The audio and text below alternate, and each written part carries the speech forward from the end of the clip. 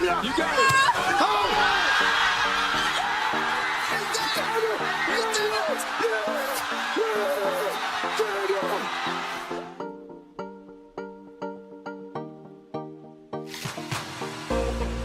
This one's for three. AJ Hawk, $5,000.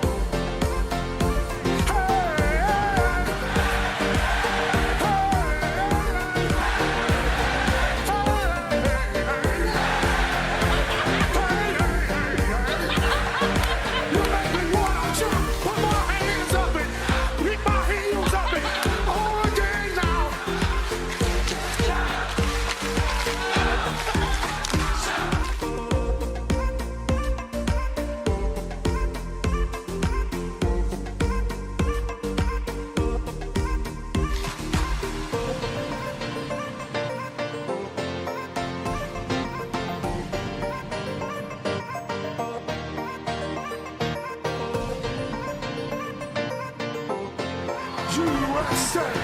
USA! USA!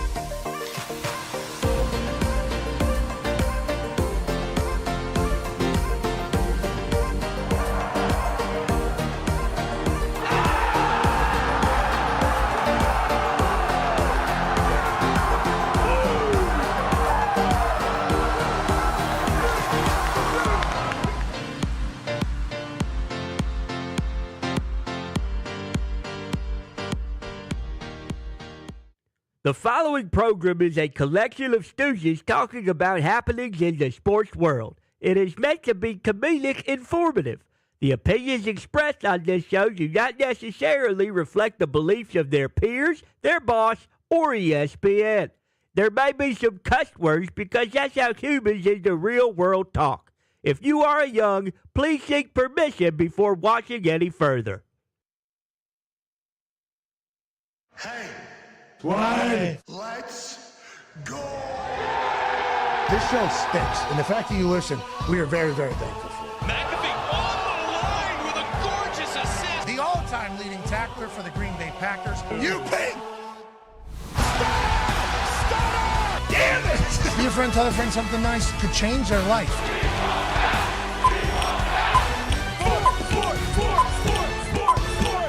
Hello, beautiful people, and welcome to our humble abode, the Thunderdome. On this Overreaction National Championship Monday, April 6, 2026, this program begins now. Sports are the greatest. We're so incredibly lucky that we get a chance to chat about it every single day. I hope you had a fantastic Easter weekend, a fantastic sports weekend, and today we have so much to talk about. Not only is it Masters Week, Masters of Golf. Obviously, that tees off on Wednesday at noon on ESPN. Okay, which would lead some people to maybe want to ask, like, hey, could we potentially do that? Obviously, the standards at the Masters are what they are. We would never expect to be accepted, but since it does start at noon on ESPN, we felt obligated over the last 3 years to ask. We appreciate and understand the fact that they say no. We're just letting you know there's still a very high standard with the way the Masters is going to be covered, and it's certainly going to be electrifying on Wednesday for the par 3 contest, and then into the weekend where stories and legends will be made and created. As you roll down Magnolia there, and the patrons are sitting in the side of the thingy, and then they're golfing so damn fantastic. It is a magical weekend for golf and for sports. And ESPN getting to kick it all off on Wednesday is certainly fantastic. It's not just that, the national championships tonight, boys. That's right. Oh, yeah. Big night tonight. The Talks and Tables here at Boston Connor and at Ty Schmidt. Ty, Con Man, you guys are at the Final Four this weekend at Lucas Oil Stadium. I feel like the game was a little bit zoomed out from where the tickets were, but I do know it was an electrifying time downtown. And tonight, UConn and Dan Hurley with a litany of dogs, led by Caravan, who's the senior who Hurley said he'll never be able to find another. He'll never be able to coach another. This man's an absolute beast. The freshman, Mullins, back in Indiana doing his thing just about 20 minutes north of where he went to high school. He's now playing in Lucas Oil Stadium for a national championship. And then for Michigan, I'll tell you what, their coach, Ty, I love this man. Mm-hmm. I love everything about this guy. Started in Indiana as an equipment manager. Now he's the head coach at Michigan.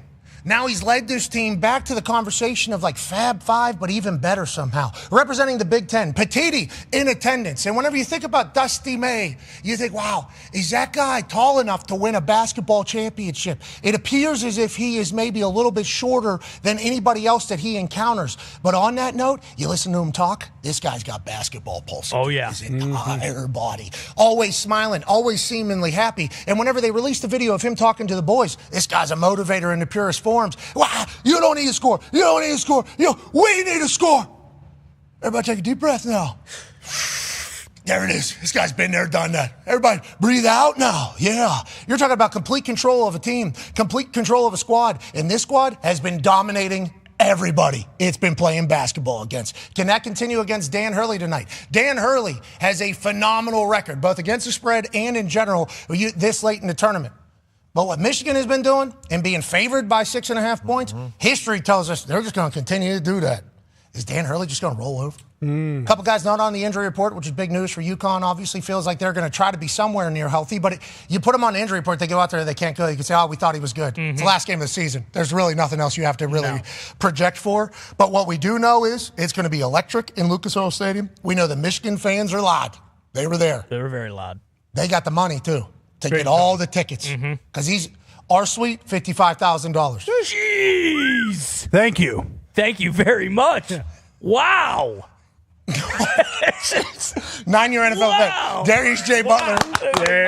What was that reaction? That was a legitimate reaction. Wow. Yeah, I got I was with daughter, got a chance to see, second Final Four game going down there. I'm very thankful that I got down there when everybody was already in the stadium. I guess downtown was obviously hectic. It was crazy, but everybody wanted to be at this because it is spectacular. And I love all the compliments coming to Indianapolis about being a host city. Feels like people are reminded every time they come here about how great everything is. Walkable. Also, the weather pretty good. Started to rain on Saturday. Yeah. A little bit too much. Still nice. But Thursday, Friday, leading into it, it was like 72 and like perfect around downtown.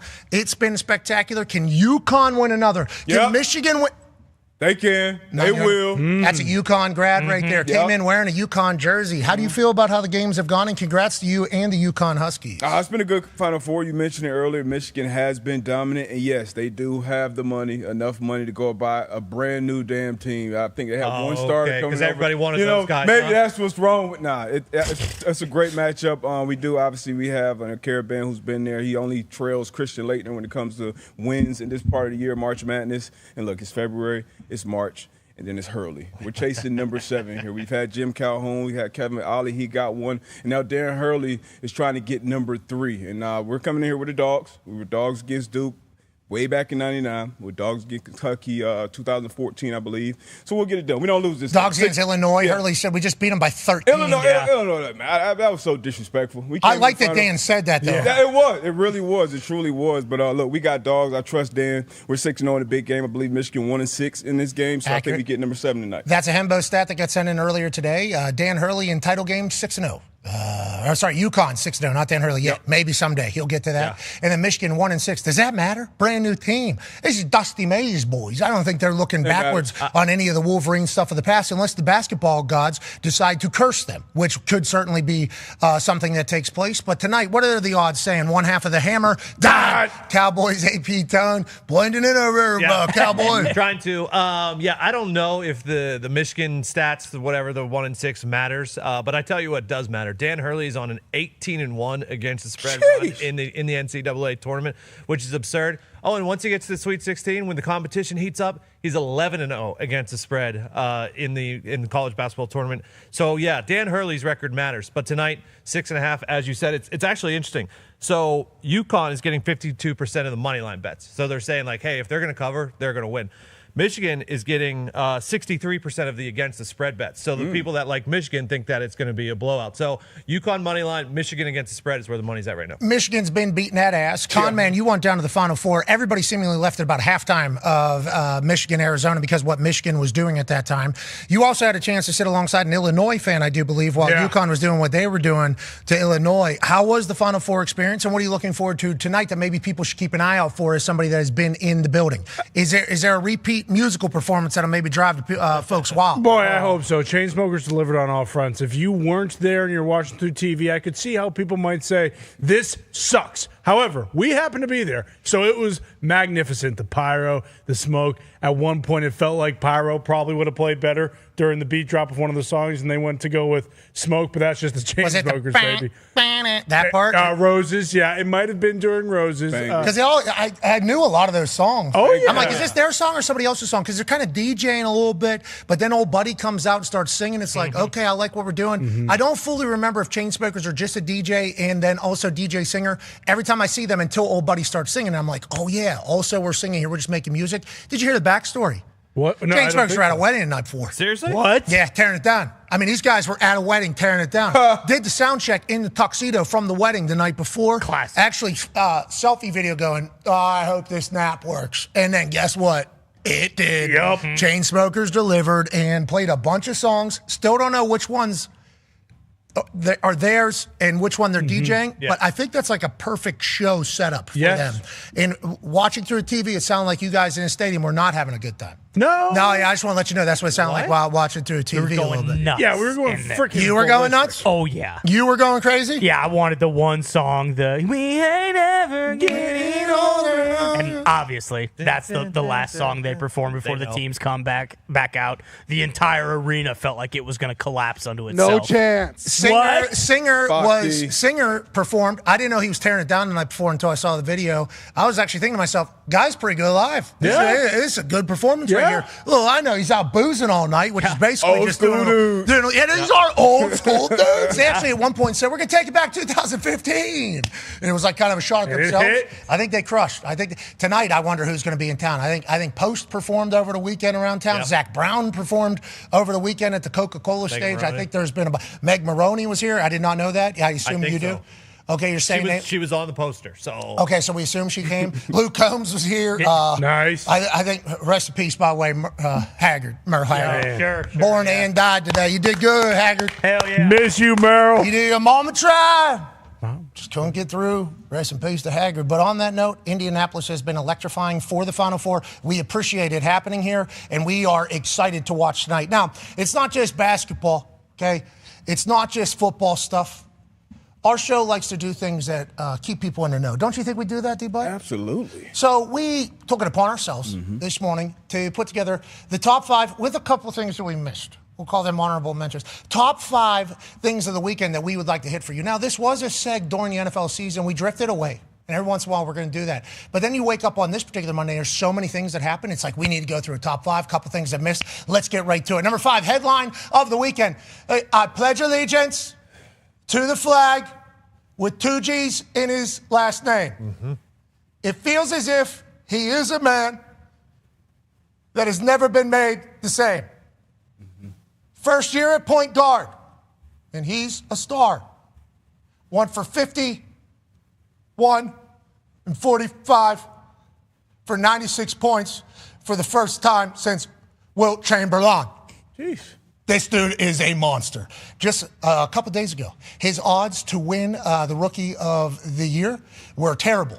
Knipple, a man who won for 250-plus threes and did his thing for the Hornets, was going to win it. It was his Duke teammate. And then over the weekend, Cooper Flagg said, how about this? I'm going to go absolutely crazy. Youngest guy to do multiple things over the weekend. He has like 5 40-point games. Now he has a 50-plus game. He could have had another 50-plus game last night if he was a little bit more greedy towards the end on the fouls, on the inbound passes at the end of a game, especially whenever you're playing against the Lakers, number 3 in the West. Obviously, the Mavs are completely out of it, but the Lakers were still in it because LeBron James was carrying the Lakers last night. He could have started free throw chasing there, and he's not going to miss those. The free throws don't even come close to touching the rim. This guy's got handles, he's got moxie, he's got power, he's got grit, he's got talent, and he was on the show. He's fantastic. Feels like he has everything. Now, the Mavericks should have never got him. Okay, we all know that. They had no reason winning the lottery, but I love the type of player he is, and he's going to be playing for the next 20 years, D-Butt, especially with the modern sciences that we think we have. Yeah, I love when these guys who are tagged generational or the next great one or all these different things actually live up to the hype, and obviously it's early, but what he's doing right now on paper, and we talked to him, we had some stats when he was on the show about the other guys that he's kind of on the short list with. He's unbelievable. On both sides of the court, he plays hard, but offensively, for him to have a bag like this as a rookie is super, super impressive. And look, he is on a shitty Dallas Mavericks team right now. Kyrie's out.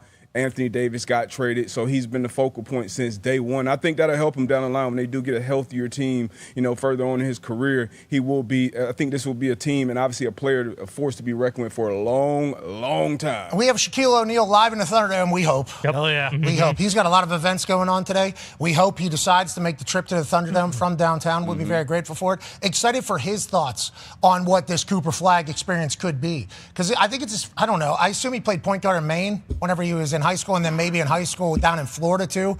Maybe they had him at point guard, but I didn't really see it that much. Him in the NBA, just high. And then Jason Kidd is his coach, who's like renowned, one of the greatest point guards of all time, to have the trust in him to do that. And then I felt like there was a couple conversations between LeBron and Jason Kidd, which is a very fascinating thing. LeBron James is 41 years old. Okay? Yeah. Played against Kidd in the finals. That's what I'm saying. All these coaches, JJ, all these coaches he's played against for 20 years, 10 years on the court, and then let alone all the assistant coaches. He had a full handshake with the assistant coach of the Mavs. Did a full thing after the game. I was like, gee, he's probably teammate with that guy for like 15 years at this point. Still doing no-look passes. I mean, we're talking about filthy shit. Diving on the ground, up and unders. Obviously, his son's playing, so I think that's motivating him to continue to go. But, like, I understand LeBron gets a lot of hate because he's been in the spotlight since he's 17, actually like 15 years old. So the more people are going to hate on him. It's absurd what he's doing as a 41-year-old human being. Just a human being as a 41-year-old. It is absolutely absurd what he's been able to do. On that note, Cooper Flagg and the boys beat that ass last night. Okay, but it was always it. They were always in it. The Lakers were always in it. So at the end, there's like free throw stuff. I think Cooper ended up with 43 or 45 or something like that. There was 2 possessions where he could have got fouled and got 2 more and stole maybe another 50-point game if he wanted to. But the Mavs were doing it all right. Hopefully this guy, massive success story coming out of New England, obviously. Yeah, huge success. And even if, you go back to recent memory like Wemby had a couple years where they were awful. They were picking in the lottery, and then those picks ended up going, huge for them, and that's probably what will happen with Dallas and Cooper Flagg, maybe, depending on whoever takes over as GM. One of the best moments of yesterday was when Bronny was actually trying to pass it to his dad, but it got, deflected. It wasn't a great pass, got deflected out of bounds, and LeBron looked at Bronny like, hey, throw me the ball, asshat. Like, you're my son, but you still have to perform. Like, that Okay, dynamic. so late in the game, funny moment. Yeah. LeBron's driving. Bronny wants ball at 3. I think he's wide open. I think he is wide open. LeBron, he was carrying the Lakers yesterday. Oh, yeah. I mean, it was a full-on, I think it went out of bounds or whatever, but it was just like a funny thought of does he feel obligated to toss the ball to his boy? Hey, there's less than a minute left here. We're in this game. I'm sorry about it, Bronny. And on that note, Bronny made a couple big threes in the corner late. Maybe one. I don't know about a couple, but I appreciate what they've done. I like LeBron a lot, but LeBron, straight out of high school, obviously into the NBA, dominant. Cooper Flagg would be out of high school. He reclassified in high school, so he skipped a year of high school to graduate early, went to 1 year at Duke. Now he's in the NBA. That's old school. That's what used to happen back in the day.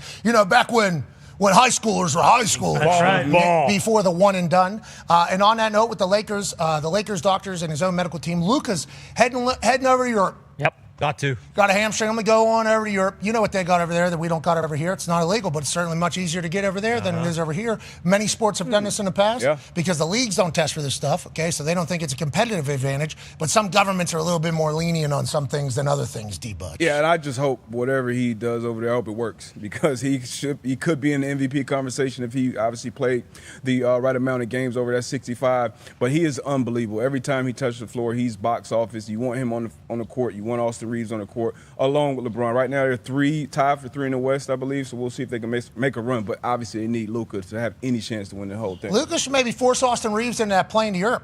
Yeah, hey, bud, they got a groin injury. He's also out for the regular season. So they're currently number 3 in the West. They will certainly make the playoffs. They've already clinched the playoffs. Will they be fully healthy and ready to go on a run? Steph Curry's back. He went bananas last night. That was good to see. Missed a game winner, but him being all the way back, they're obviously in the play-in game world down there at the bottom of the table in the Western Conference. It's like basketball starting to heat up. Let's remember that. We got to keep an eye on it. Cooper Flagg will not be in the playoffs, so we felt obligated to say, hey, this guy's outrageous. Let's go to the number 4 headline. Congratulations, UCLA women Bruins. Yeah. History made.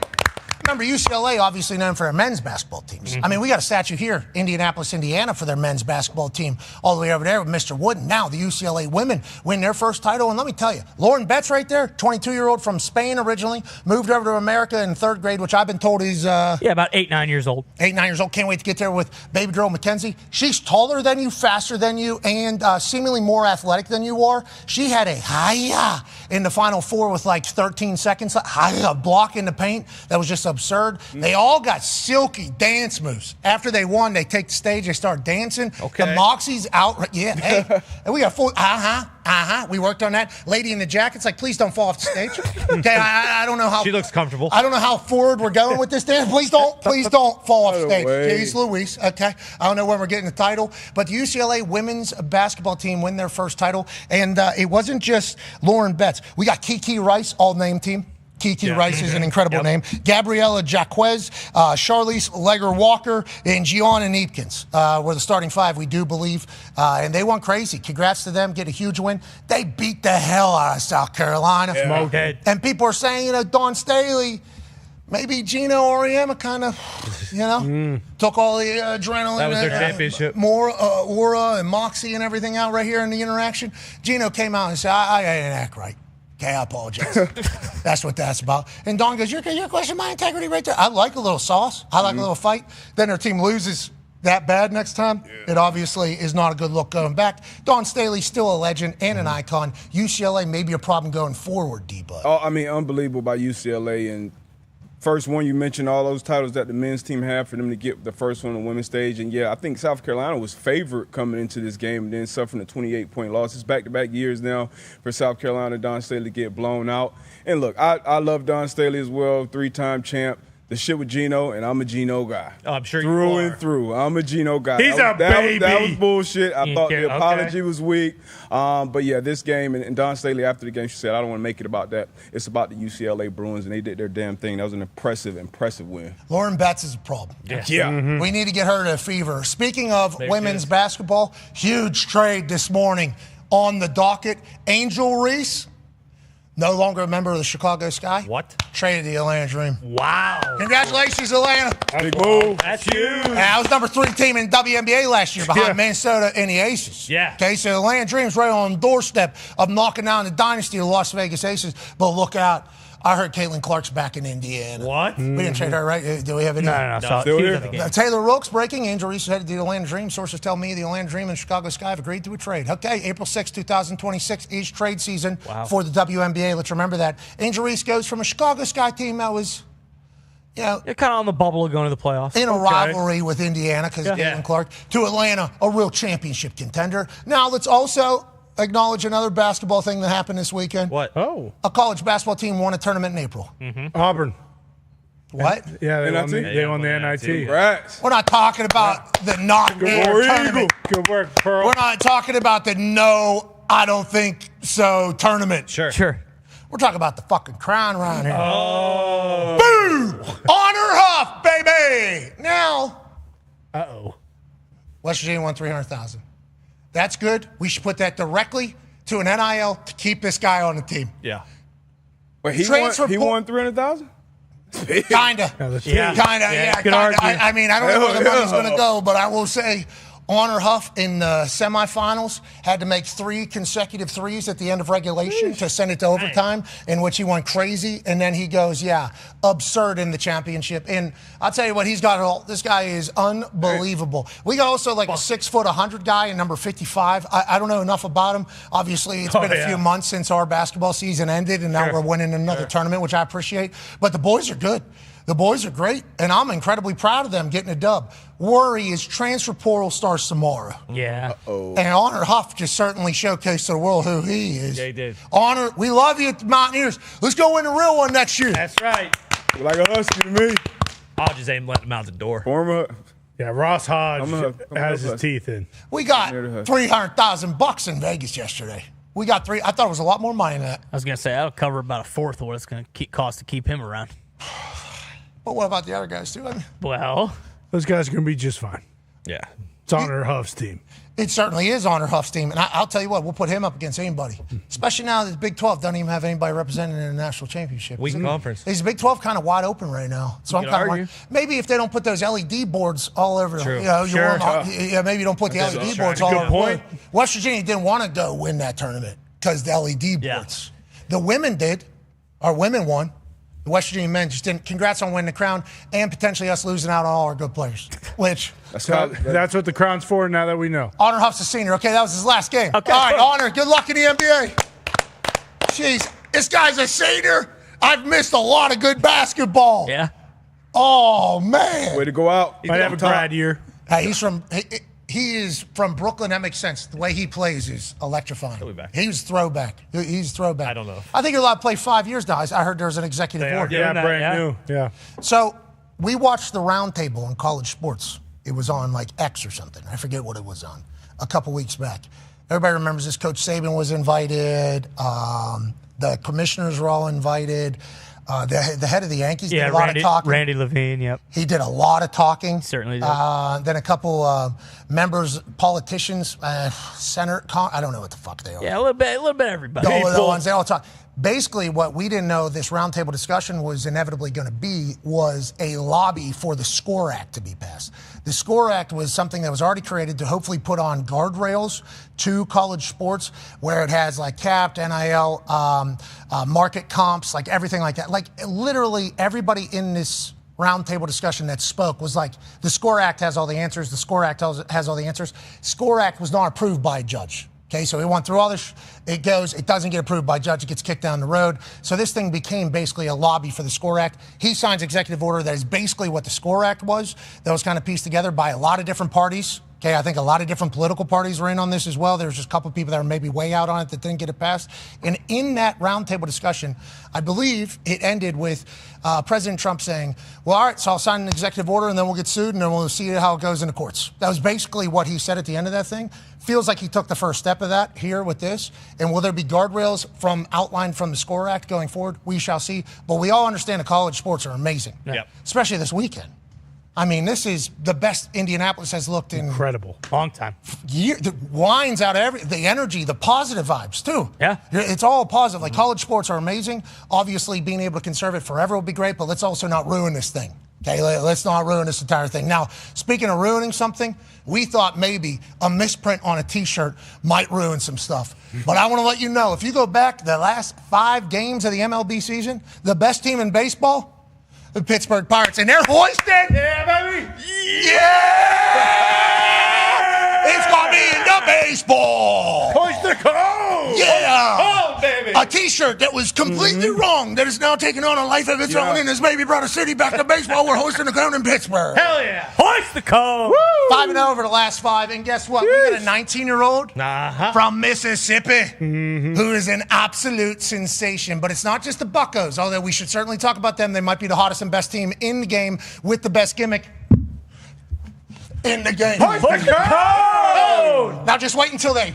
That's gonna Shoot the code. We're very early in the baseball season. Very early. There's a lot of things you can do with this. Obviously, you can hold one hand, do the whoop-de-woos. You Yep. can do the whole whoop-de-how. And then make it a boat with a bang. And then a lifty here. So, Tone, baseball's bringing it, and mostly because the Pirates. But can you please tell me about baseball being awesome right now, especially for us? Who is that? So there's a cone in the dugout. There's also a cone in the bullpen, and that's the bullpen catcher out there. He's hoisting the cone. Cones are everywhere around the city. It's awesome right now. That's because the city's always under construction and never gets your job done. Well. Yes, Bucco's winning 5 in a row. Everyone in the city's got Bucco fever. Connor Griffin obviously getting called up, getting an extension. It hasn't become official yet, but we're waiting on that. He hits the RBI double to the Connor corner in his first at bat. 333 on base percentage. He absolutely he's hitting. Okay, he's got wheels, and in the field he's been amazing. The Pirates it's been awesome. Everyone's hitting. O'Neal Cruz is hitting bombs. Ryan O'Hearn's hitting bombs. Brandon Lau, who they brought over, is hitting bombs. The Pirates are on a roll right now. Okay. Okay. Yeah. Yeah. Okay, that's good for baseball. It's going really, really well. So they're 6-3. There's 3 teams that are 7-2 right now. They have the best records in baseball. They are Ty's New York Yankees, the Los Angeles Dodgers, who are the reigning World Series champions, and Milwaukee Brewers, who also a very, very good baseball team last year. So all the teams that they thought were going to be good are going to be good as far as those 3 teams that are 7-2 in baseball right now. And then we had something happen this weekend in baseball that will surely never happen again. Angels right fielder Joe Adell, okay? Oh. He robbed, not one. Is this Cal Raleigh? This is Cal Raleigh. He needed this. Yeah, he needed this. This is top one. It's like, okay, you rob a homer, top one. That one was awesome, kind of right at him, but he feels for the wall, feels the running track or warning track, makes an incredible play. This is top 8, okay? 1-0 game. Does it basically the exact same play at the wall, which was awesome. Okay, that's 2 in a game. No way. Yeah. 2 in a game? That's crazy. Top 9 down the right field line, 350 feet down the line. Joe Adell over the wall. Whoa! Filthy. Does that count? Yes. Yeah. 3 robbed, home runs. They're getting Adele. This dude's a monster. Lady took the photo right behind him. It was awesome. Yeah. Phenomenal Yeah, photo. Him standing up. Okay. Also, I like the moxie on Adele. He understands the situation. The second one, you saw him celebrate a little bit like, This one, he had to feel like an absolute baseball god. Robbing home runs, I know it happens every once in a while. It's a huge part of the game. You even practice that as a kid whenever you're on something. Like, I'm going to rob a home run. Yep. Even in football, I think we even relate to it. 3 in a game, never been done before, never will happen again? No, definitely not. So just for context, they tried to come up with what the odds would be to rob 3 homers in the same game, and they said it was considered to be in the realm of 1 in 190 million. So, for context, with that, hitting 4 homers in a game is also something that it's only been done 21 times in the history of baseball. The odds for that are 1 in 1.2 million. If you're just an average hitter, and for guys like Judge, Ohtani, Schwarber, they'd say it'd be 1 in about 160,000. So 1 in 190 million chance that you would rob 3 homers in a single game. Insane. It will never happen again. It definitely in our lifetimes, maybe in the history of baseball. How about how athletic old buddy is? Now, the outfielders have to be fast. Is that what we're learning? Yeah. Outfielders have to be fast and have a hose. Yeah. That's what you have to have. You have to have an incredible throw, and you have to be able to get everywhere. Yeah. Best athletes in the outfield? Center field. So it depends. Usually the best athlete on the field is probably playing shortstop, but you have to be fast, but also being able to track a fly ball while you're running at full speed, and then still knowing you'll see these guys putting their hands out to find the wall. You just have to be very in tune with what's going on around you in the outfield. So yeah, I mean this is just absolutely incredible. And like you said, I mean just dejecting. A guy like Cal Raleigh, that could be the thing that completely changes his season in the first inning. Instead, he gets robbed of a homer and goes hitless for the rest of the night. There was a picture coming out of the Mariners clubhouse for their strategy for the next game, and it literally just said, "Don't hit towards Adele." Yeah. That was it. It's I'm learning that these guys can aim when they're hitting it. I think this guy should be a no-fly zone for a little bit if you can keep it out of there. What a stud. Congrats to him. Angels certainly outclassed in L.A. by the Dodgers team. Maybe Adele takes a trip over there like Shohei did a couple years ago. He could. The Angels actually have. No offense to the Angels. Jesus, I just said get your guy out of there, but you understand. Well, they've been halfway decent this year because of the reemergence of Mike Trout. He's had a tough time, being injured a bunch. He got hit on the hand over the weekend. X-rays were negative, though, so he doesn't have any broken bones. He should be back. But, yeah, the Angels, one of those teams where it's kind of you're just waiting for their season to be over. It hasn't really been the case like that thus far. Yeah, and then one of the other cool stories from this weekend, the Chicago White Sox, who actually swept the Blue Jays. This is Tristan Peters. He used to play on the Savannah Bananas. Hits a walk. Easy for you. Bananas. Hit a walk-off yesterday, which was I didn't know. I didn't even know this existed. I didn't know Tristan Peters was a Savannah Banana. I didn't know he was in the MLB. But learning about this weekend was awesome. All of it truly is B-A-N-A-N-A-S. You're in the middle of spelling it and saying it at the same time. Congrats to him and the Savannah Bananas. I think this obviously brings a lot of legitimacy, but it's very clear that they're good at baseball. Yes. Yeah. You know, like the Savannah Bananas. There's only so many people that can make it to the bigs. I assume they got a lot of minor league guys in there. I assume they got a lot of college guys in there. Getting a look after having a big Savannah Banana nasty night, though, right to the big leagues is certainly a pipeline. We learned that. Let's go to the number 2 headline we see of the weekend. The unstoppable UConn beats the immovable Michigan. Dusty May, Dan Hurley. Battle to the death tonight at Lucas Oil Stadium. Michigan favored by 6.5. This team has been certainly dominant. I mean, it has been a blowout fest when the Michigan Wolverines are playing basketball throughout this tournament. They're obviously representing the Big Ten in a big way. The Big Ten, best conference in hoops all year, they say. We'll find out if they're able to topple the Big East and Dan Hurley's UConn. Now, UConn women's basketball team obviously in the headlines for something a little bit different right now. But the UConn men's hoops team, fun to watch. They're a gritty group. So gritty that Dan Hurley is actually 18-1. Oh, he's on an 18-1 against spread run in the tournament. Yeah. So they're always going to be in it. 6.5 points feels like a lot of points for a Dan Hurley team, but the sports books know that he's been 18-1 against them as well. They still like it. Why is that, D-Butt? This Michigan team is just so damn dominant that they can't help but give away so many points? Yeah, I believe you said it earlier in the A block, average margin of victory this year, I think 18 points, which is insane. Just put belt to ass to Arizona. So, yeah, we knew whoever came out of that Arizona-Michigan game was probably still going to be favored over UConn, which is nuts to me. But on paper, they're more talented. I think on the court, when you see the actions that we have offensively, you see how tenacious we are, especially with Big Reed down in the middle. And then we have the veteran leadership with AK out there. So Solo as well, who dealing with a foot injury, but I think he'll go out there and play and give it a go. So it'll be, look, on paper, Michigan, they got all the things. This could be the greatest Michigan team of all time if they get it done tonight. But I trust Dan and the guys on the biggest stage, 6-0 in national championships. He's 2-0 himself. I think he gets number 3 tonight. I can't wait to see the atmosphere, to feel the environment of a national championship down there at Lucas Oil Stadium.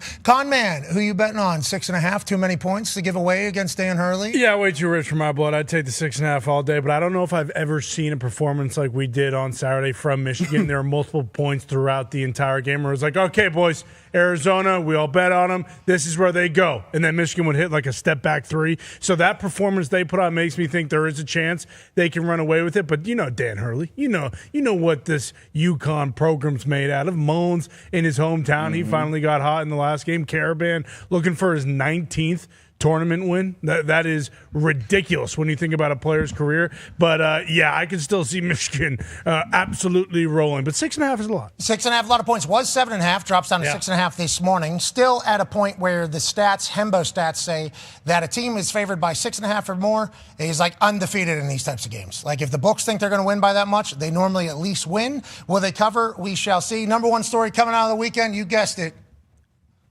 Randy Orton saving the business at WrestleMania. You know, it was a fun time on Friday night letting the world know that, you remember when Randy Orton came on the show at the Combine? Then you remember shortly after that, I thought the business passed me by. And then all of a sudden, Randy's on the phone with somebody, motivating, dominating everybody. Oh, yeah, maybe it was me telling him, hey, bud, my daughter is about to turn 3 years old.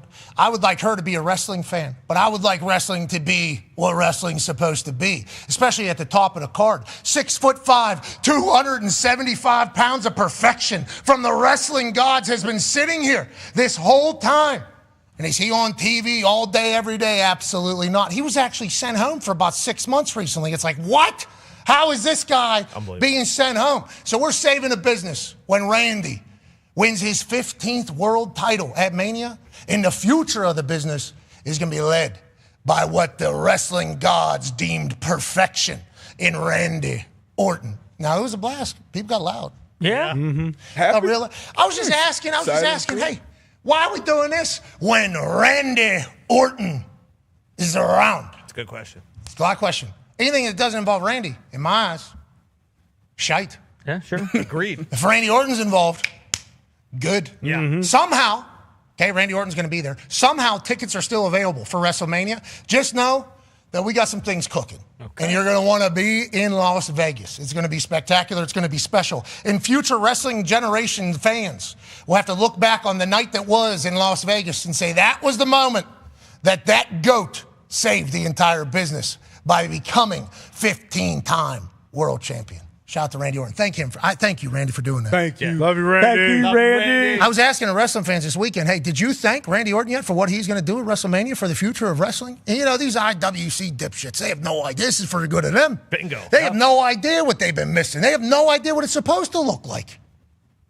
Now we change that. Hell yeah. Who's IWC? Huh? What's that? That's the internet wrestling community. They're not the biggest fans of what happened. They're pretty upset about it, But they are a part of the problem. They're the ones that said, yeah, this is what it's supposed to be, all this stuff. It's like, nah, let us show you what it's supposed to be. Hell yeah. Whatever Randy Orton, he's at the top of the marquee. It's a special thing to be seen, especially whenever you're in there. That arena was electric. And then did you see foreign Adam Pearce in there trying to break it all up? Yeah. Oh, yeah. Like, hey, bud, back up, pal. Back up. So it was an exciting, electrifying time in St. Louis, obviously. But I think it's a pivotal and very important moment in the history of the business. Agreed. On Friday night in St. Louis. Yeah, without a doubt. I mean, that's what you said. Are we trying to save the business or not?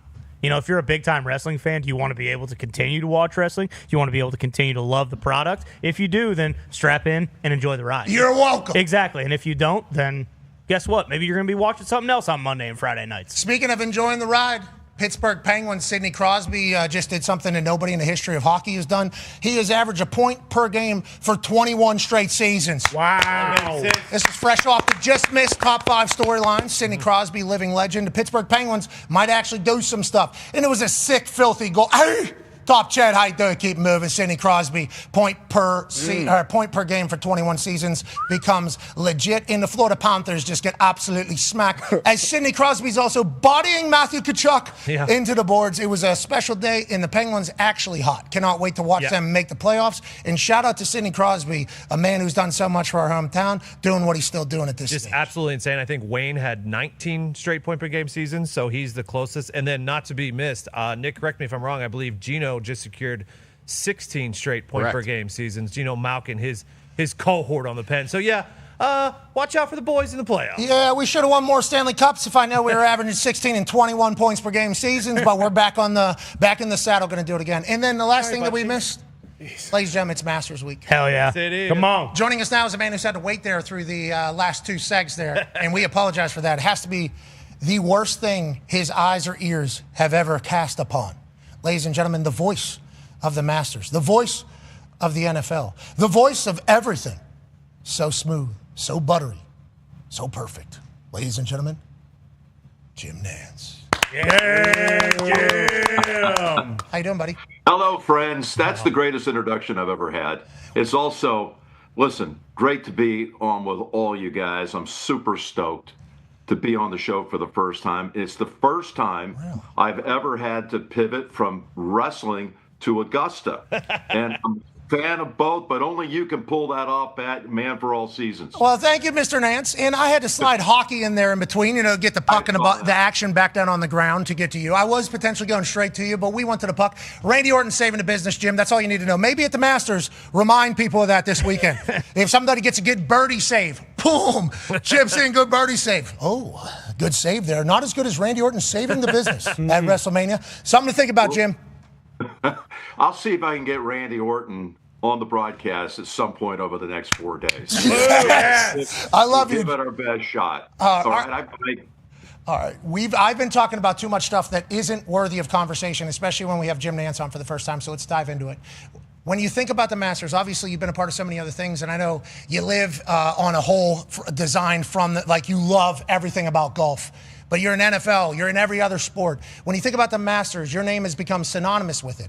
How is that kind of preparing for it, knowing that this week is kind of your week in the sports world, and Masters is obviously something that takes over everything? Well, you're kind to say that as we make the little drive down Magnolia Lane right here. Yeah. I like this B-roll.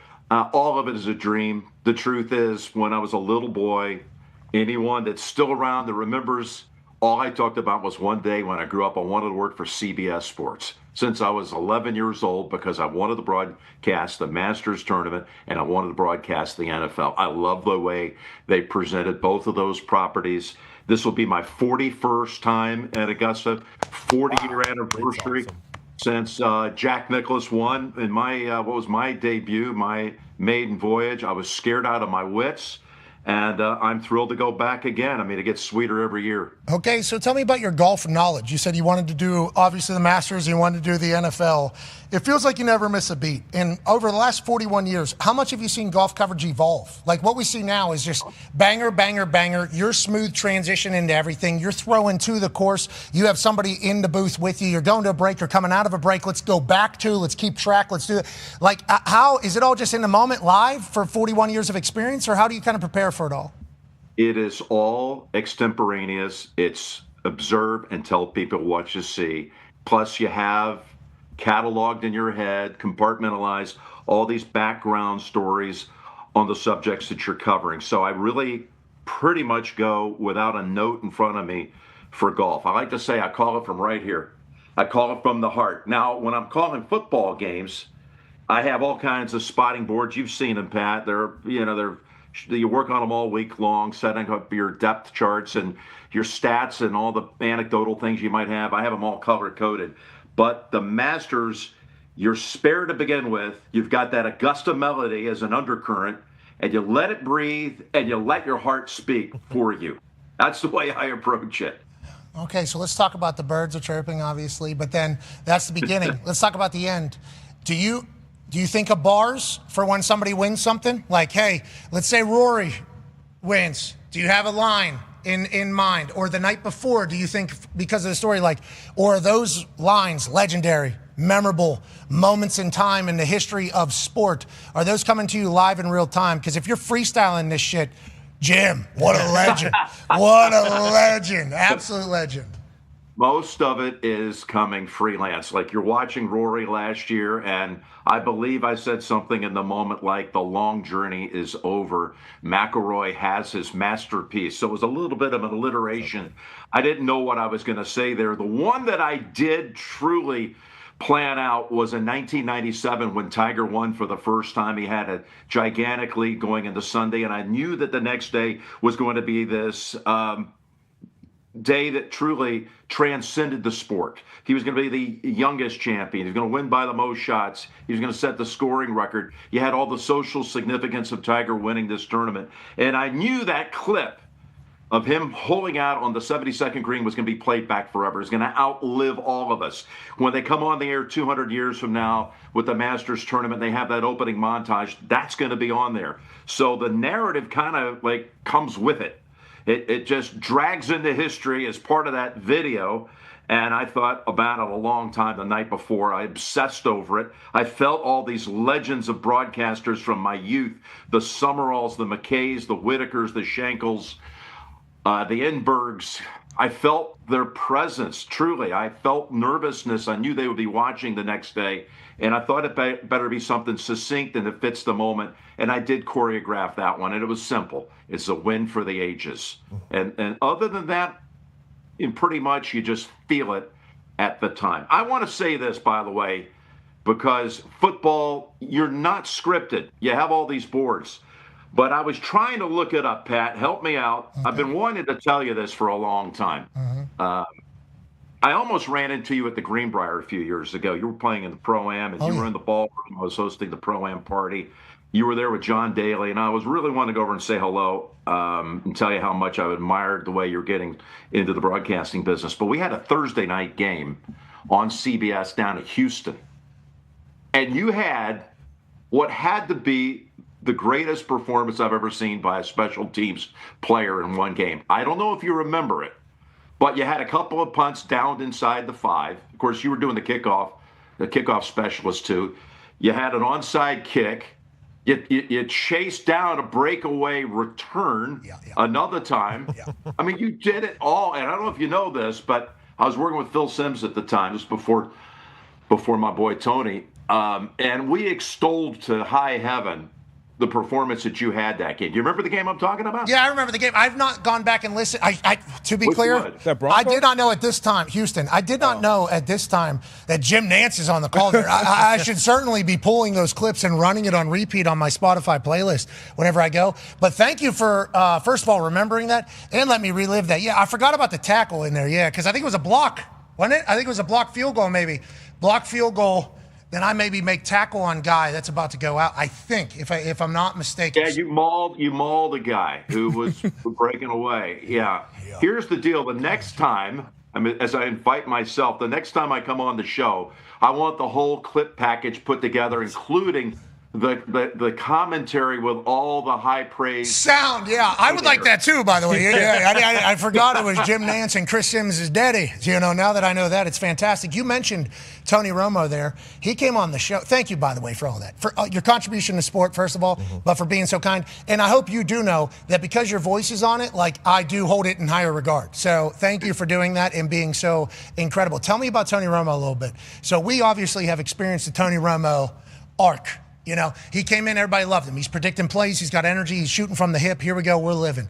Then people were like, this guy's not even prepared, to kind of get mad at him because he's seemingly living in the moment. Then he stays so authentically to himself. Oh, wait a minute, we kind of like what's going on here with Tony Romo. He's still doing it. It feels like it's a cycle. I assume that happens for all commentators. You would know better than me. But then he came on this show. In the way he was answering questions, you're so clean in the way you pivot to the next subject. It's so obvious to me. But on that note, and then he started answering questions like he was dissecting me as a human while I was interviewing him. And I'm like, wow, this guy's genius. I think this guy is very, very, very bright. Can you tell me about Tony Romo and maybe where people get it wrong with him whenever they're judging him a bit? First off, he is unique, and you don't want everyone out there to be the same. And he has a different perspective. He's fun. He is incredibly knowledgeable about what's happening and the X's and O's of what's going on in a football play.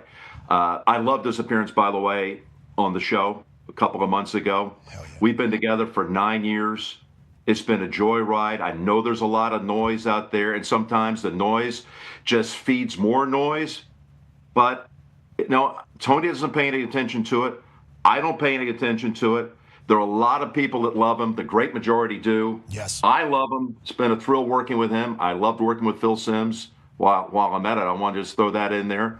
And I've been very fortunate to work with both of them. But Tony, we're going into season 10 this year. And, we should celebrate the fact that he's different. He's got this oversized personality. And he acts like a big kid in the booth. And by the way, off the air, he's a big kid. And that's what makes him fun. It's authentic. It's who he is. And I like his shooting from the hip, kind of off the cuff, reactionary noises and all this stuff. I remember you asked him about that. Yeah. It's who he is. This is what it sounds like when you're at the dinner table and he's telling a story. So I've really enjoyed it. I've considered myself fortunate to have had him as a partner for a long, long time. Now, I was told you hated him, so I'm just going to remember that. But that's what I was told, that you hated his guts. And yeah, right. No. Yeah, that's what I was told. I read it online. And then also, Phil Simms, I don't know if you hated him too, but I'm happy you put him in there as well. But I want to let you know, Tony can do that because of you. It's like when I was commentating for wrestling, Michael Cole was there. So Michael Cole, GOAT. Right? So I can do whatever, and he can save me, from wherever I'm headed. If I'm heading down the wrong road, or if we're doing something that's not supposed to be, it's like he can save me because he has all the history. You guys are a great team. I'm happy you guys have been together for 10 years. Excited for the next 10. Thank you. We are too. And listen, people are entitled to their opinions. Some people have agendas out there. It's pretty obvious in some cases, one case in particular. And somebody wrote, there's a dynamic about us that sounds like an uncle and a nephew. You want that. That used to be celebrated. Have a guy playing it straight with a guy that is kind of offbeat and you don't know where he's going. Take Summerall and Madden. Mm-hmm. Pat was the absolute definition of a guy that played it right down the middle, and John kind of did his thing. So, listen, I can't. My next big thing after Augusta, and this to me is like as big as it gets.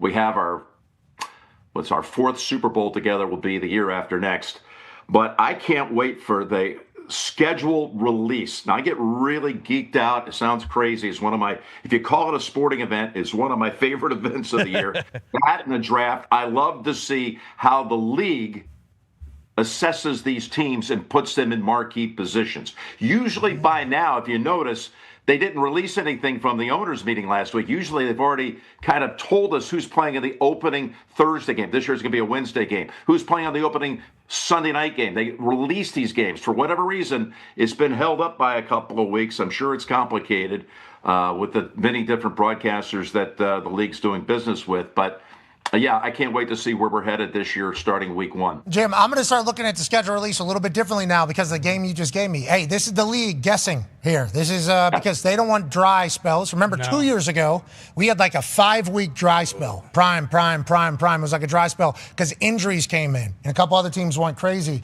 It's like the NFL wants nothing like that, especially with the new money coming in. Not that CBS hasn't been an incredible partner, but whenever you have YouTube coming in, Amazon coming in, Netflix coming in, they got to try to make everybody happy. Good luck, schedule maker, man. What's his name? There's a name to that guy. Oh, well, it's been a whole team of people. Used to be Howard Katz through the years, and then it went on to, No, good guy. Let's not try to guess all these names. Mike North is involved in this, and, it goes on and on. Our team that works on it all year long, the Dan Weinbergs, David Burson, our president, they're on this all the time. It's something that they're right in the thick of right now. Though they're in Indianapolis, the CBS team is actually using the Pat McAfee suite over at the stadium. Oh, nice. They've got your suite for some reason.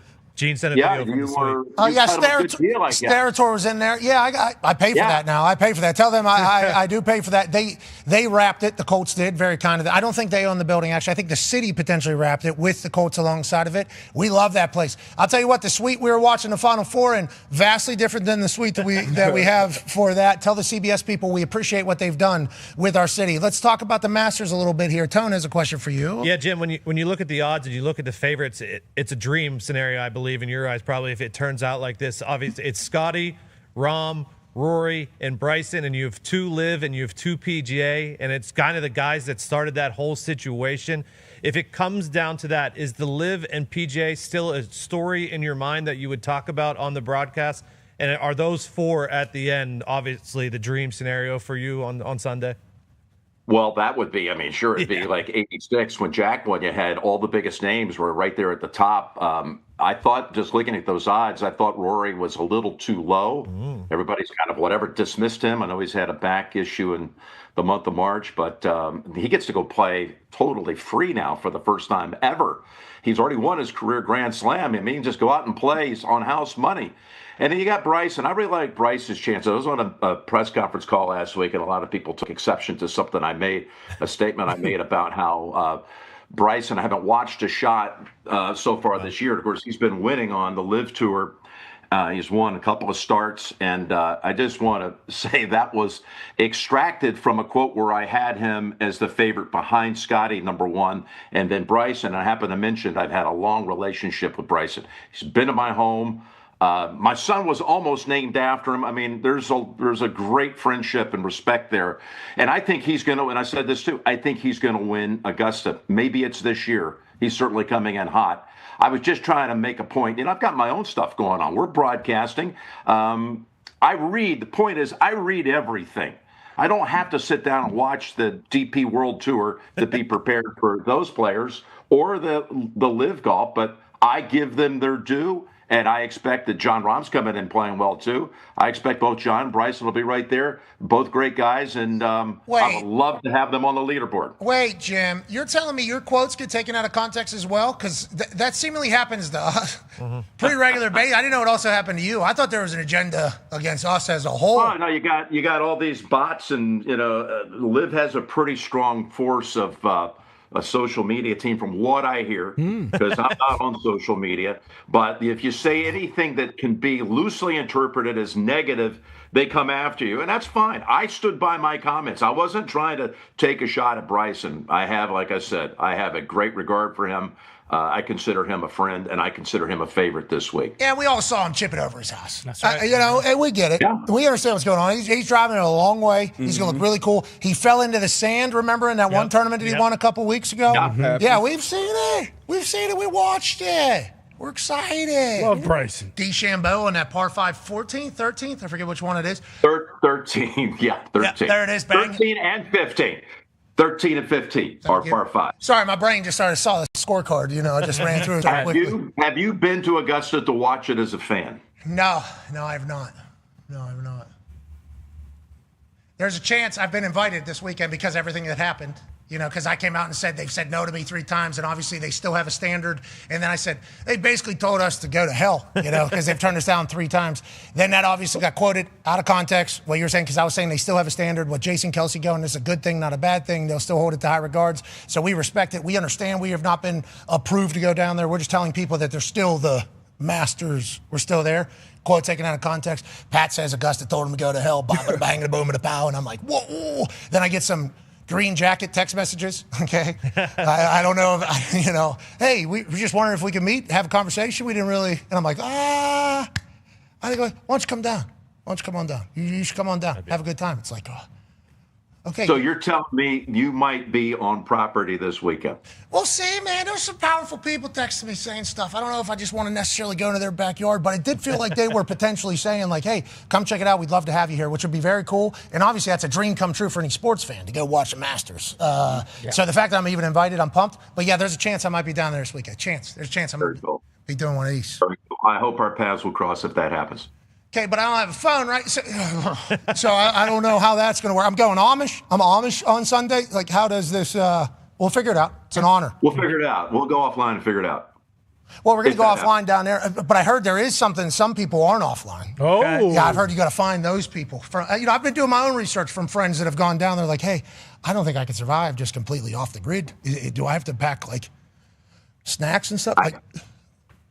Yeah, it is, well, I was going to say something silly like it is a tradition unlike it. You're right. I'm going. Okay. The fact that I was even invited is absurd. It is a sporting event that no one has ever said the words, it was great, but it didn't live up to expectations. It was good, but I thought it was going to be better. I've never in 40 years heard anyone ever say anything other than it exceeded, and it was the best event they've ever been to.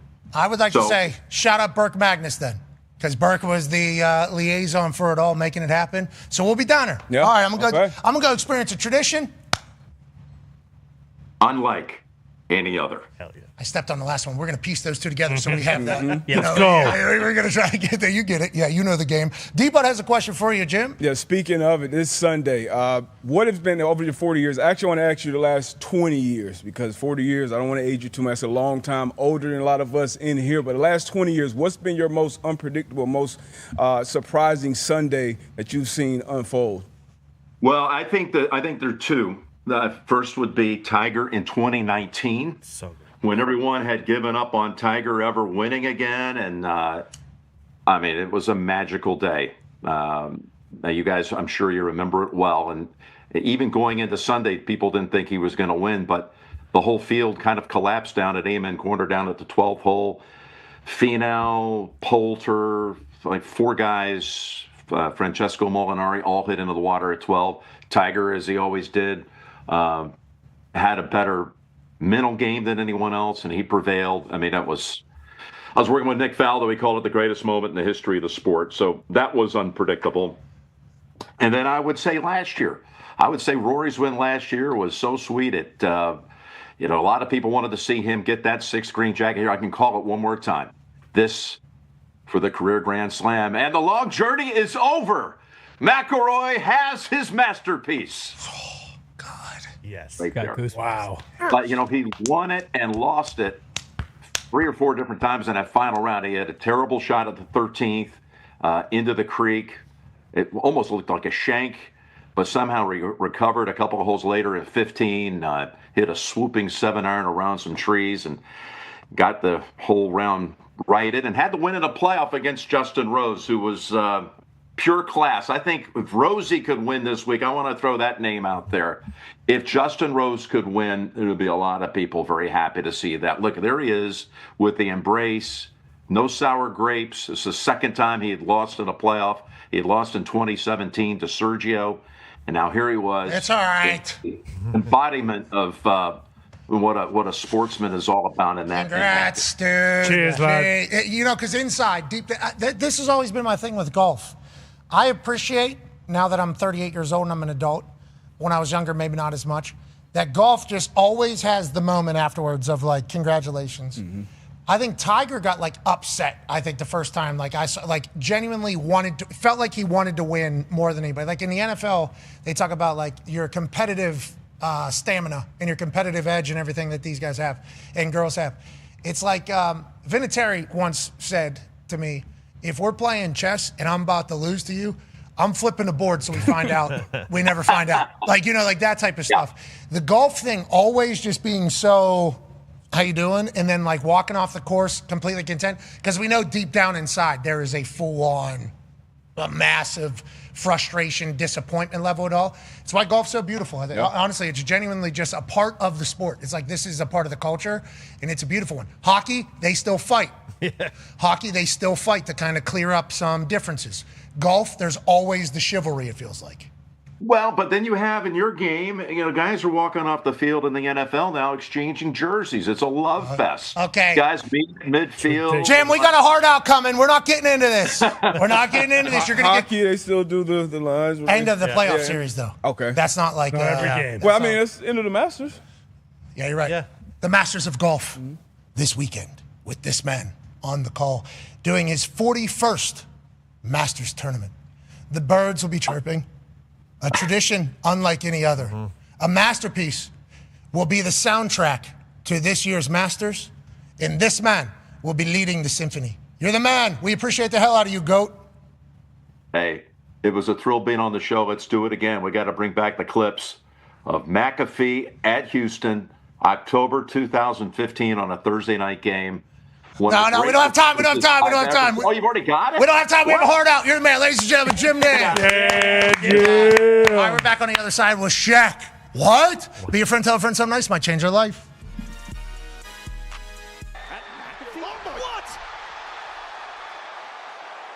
What is he doing? You might wonder why I'm here. Why I just kicked Cody Rhodes directly in the balls. About a month ago, I was doing a Q&A, and I was asked when I was going to return to the WWE, and I said that I thought the business had passed me by. This business that I loved since I was a kid, I could no longer watch. I thought it was absolute shit.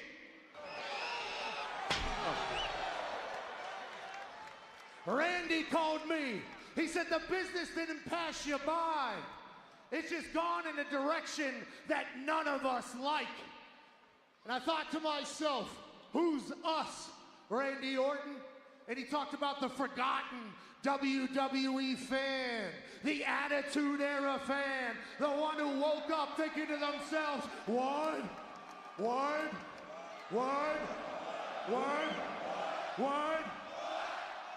The ones who walked around and said, if you smell. The fans that put this company on their back to launch it into the multi-billion world universe that it is now, we've been forgotten about. Why? When I turn on WWE TV, I have to watch two 5'5" guys do a 45-minute Iron Man match 10 weeks straight for no rhyme or reason when Randy Orton is around. Why do I turn on Netflix and I see all of Gorilla circle jerking themselves episode after episode after episode when Randy Orton is around? Tickets to WrestleMania are still somehow available when Randy Orton is around. And SmackDown, fresh off the worst rated episode of all time, has a puppet for a champion, a man that represents everything that we hate.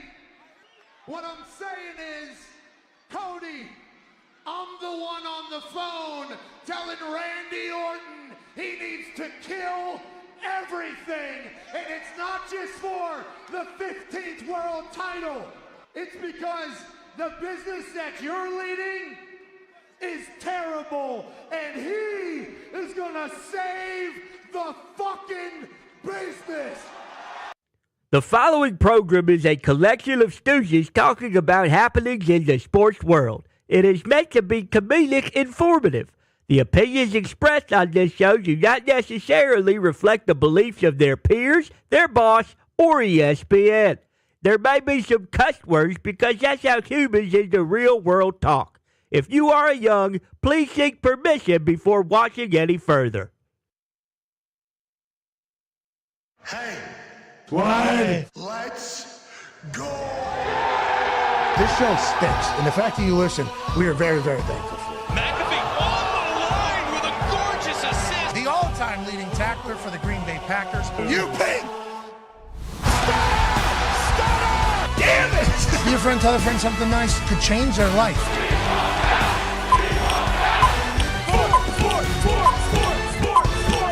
Hello, beautiful people, and welcome back to our humble abode, the Thunderdome. On this glorious Overreaction National Championship Monday, April 6, 2026, hour 2 of the program begins now. Sports! We're the greatest. We're so incredibly lucky that we get a chance to chat about them every single day. Thank you for allowing us to do this for a living. We can't believe that you watch, but we're certainly grateful that you do. We're going to be joined here in the Thunderdome by Shaq Diesel, I do believe, in just a matter of moments. Obviously, everybody in town for the Final Four for tonight's national championship as UConn will take on Michigan. Michigan favored by 6.5 points. Stats in the history have said if a team is favored by 6.5 or more, they're going to win the game. Will they cover? We shall see. UConn, Dan Hurley, 18-1 against the spread over his last 19 tournament games. A record that is sports gamblers saying, thank you for the crown, Mr. Dan Hurley. DraftKings is saying, oh, what's this guy's problem? What's going on with this guy? What his problem is, he's got a bunch of dogs, always. Michigan, they have a bunch of killers. This team has dominated and put their foot on necks throughout the entirety of the tournament. Who wins? We shall find out tonight. 8:50. Yeah, you're reading that right. Yeah. And it ain't tipping. It ain't tipping at 8:50. We're looking at 9:06, 9:10. You got a pregame performer? I would assume Probably. Who is it? Who is it? Rest in peace to Haggard. Not going to be Haggard. Sure. I wish. Who talks to the table? At Boston Connor, at Ty Schmidt. They already used chain smokers at the Final Four. I think they might run them back. They should. The fastball. Yeah. Still got it. What's that song? I forget. Roses. Getting on. Oh, We were staying in DJ Paris. Diesel. Yeah. There you go. Oh, we There might you have go. a little inside scoop, maybe. I do know Shaq will be making a massive announcement tonight on TNT. We're told from his people, hey, Shaq would like to potentially talking about something tonight. You know, so, okay, I can't wait for that. 9-year NFL vet, Darius J. Butler's here. Good to see you, D-Butt. Congrats to your UConn team. It's a celebration of the Huskies, obviously, around Indianapolis. But this Michigan team has been taking no prisoners. Yeah. They've been beating everybody's ass. How do you feel about Dan Hurley taking on a matchup? And how do you feel about the head-to-head in the press conference? It's kind of becoming a thing now. I know. I kind of feel like Dusty May was kind of bowing down, almost kissing the ring right there. So I feel great about that. I do love Dusty May. He's an absolute great coach. But, yeah, this meme has obviously been going around with some great quote tweets on the internet. But I would much rather have Dan Hurley on my sideline than the opposing sideline. So, I am jubilant. Now, I wish the women would have got it done, so we would have had the back-to-back, with the guys. Gino is potting. Yeah, like a baby. It didn't get done, but the men get it done tonight. Gino's potting out there. Yeah. Brutal. Like And he's lying, too. What do you mean? He's lying on Dawn Staley's name. He said that, she never walked over pregame. That's what he was all, pissed off about. Hey, she didn't walk over pregame and shake my hand. That is basically a common courtesy we do before every single game. Division I basketball coaches, Division II, III, doesn't matter. You do that. And then there's video of her and her entire staff shaking all of the hands of UConn staff pregame. So I don't want to bring it up. Was that Sherman and Baker? Remember the dap up? Yeah. At the coin toss? Yep. There was like a full, like, hey, normally captains like dap each other. I forget who said what about who, but they had an entire interaction. Then the video was run back. And it was clear. Yeah, very clear. Yeah, we did call it Dapgate. We tried to get to. I think we had Sherm on, and I think we also had Baker on. I think, if I'm not 100% mistaken, I don't know if Baker came on, but I think we got quote from Baker's team in that entire thing because there was a statement of disrespect happening to somebody, like didn't even dap me up, and then the clip was like certainly. Clearly. I tried to, but so many things are happening in there. So many things happen in a game. You can maybe get lost in a moment and just feel disrespected by somebody because something happened. Gino, legend in the game, he knows that whenever he starts potting after a game, that's going to be the conversation. Some people say he did it on purpose. Some people say he did it on purpose. I didn't talk about the ass beating that happened by South Carolina. I guess it was a pretty big beating that the South Carolina team put on to Gino Auriemma's. They got their asses beat. So ipso facto, Lauren Betts and that UCLA team potentially to Gino's team. He might have been potting after that one too. This UCLA team's unbelievable. They are. Lauren Betts, 6'7" out of Spain. Yeah. Moved to America in 3rd grade. She's unbelievable. It's hard not to watch her highlights and go. She feels like she's bearing that one. That lady right there feels like she's bearing everybody.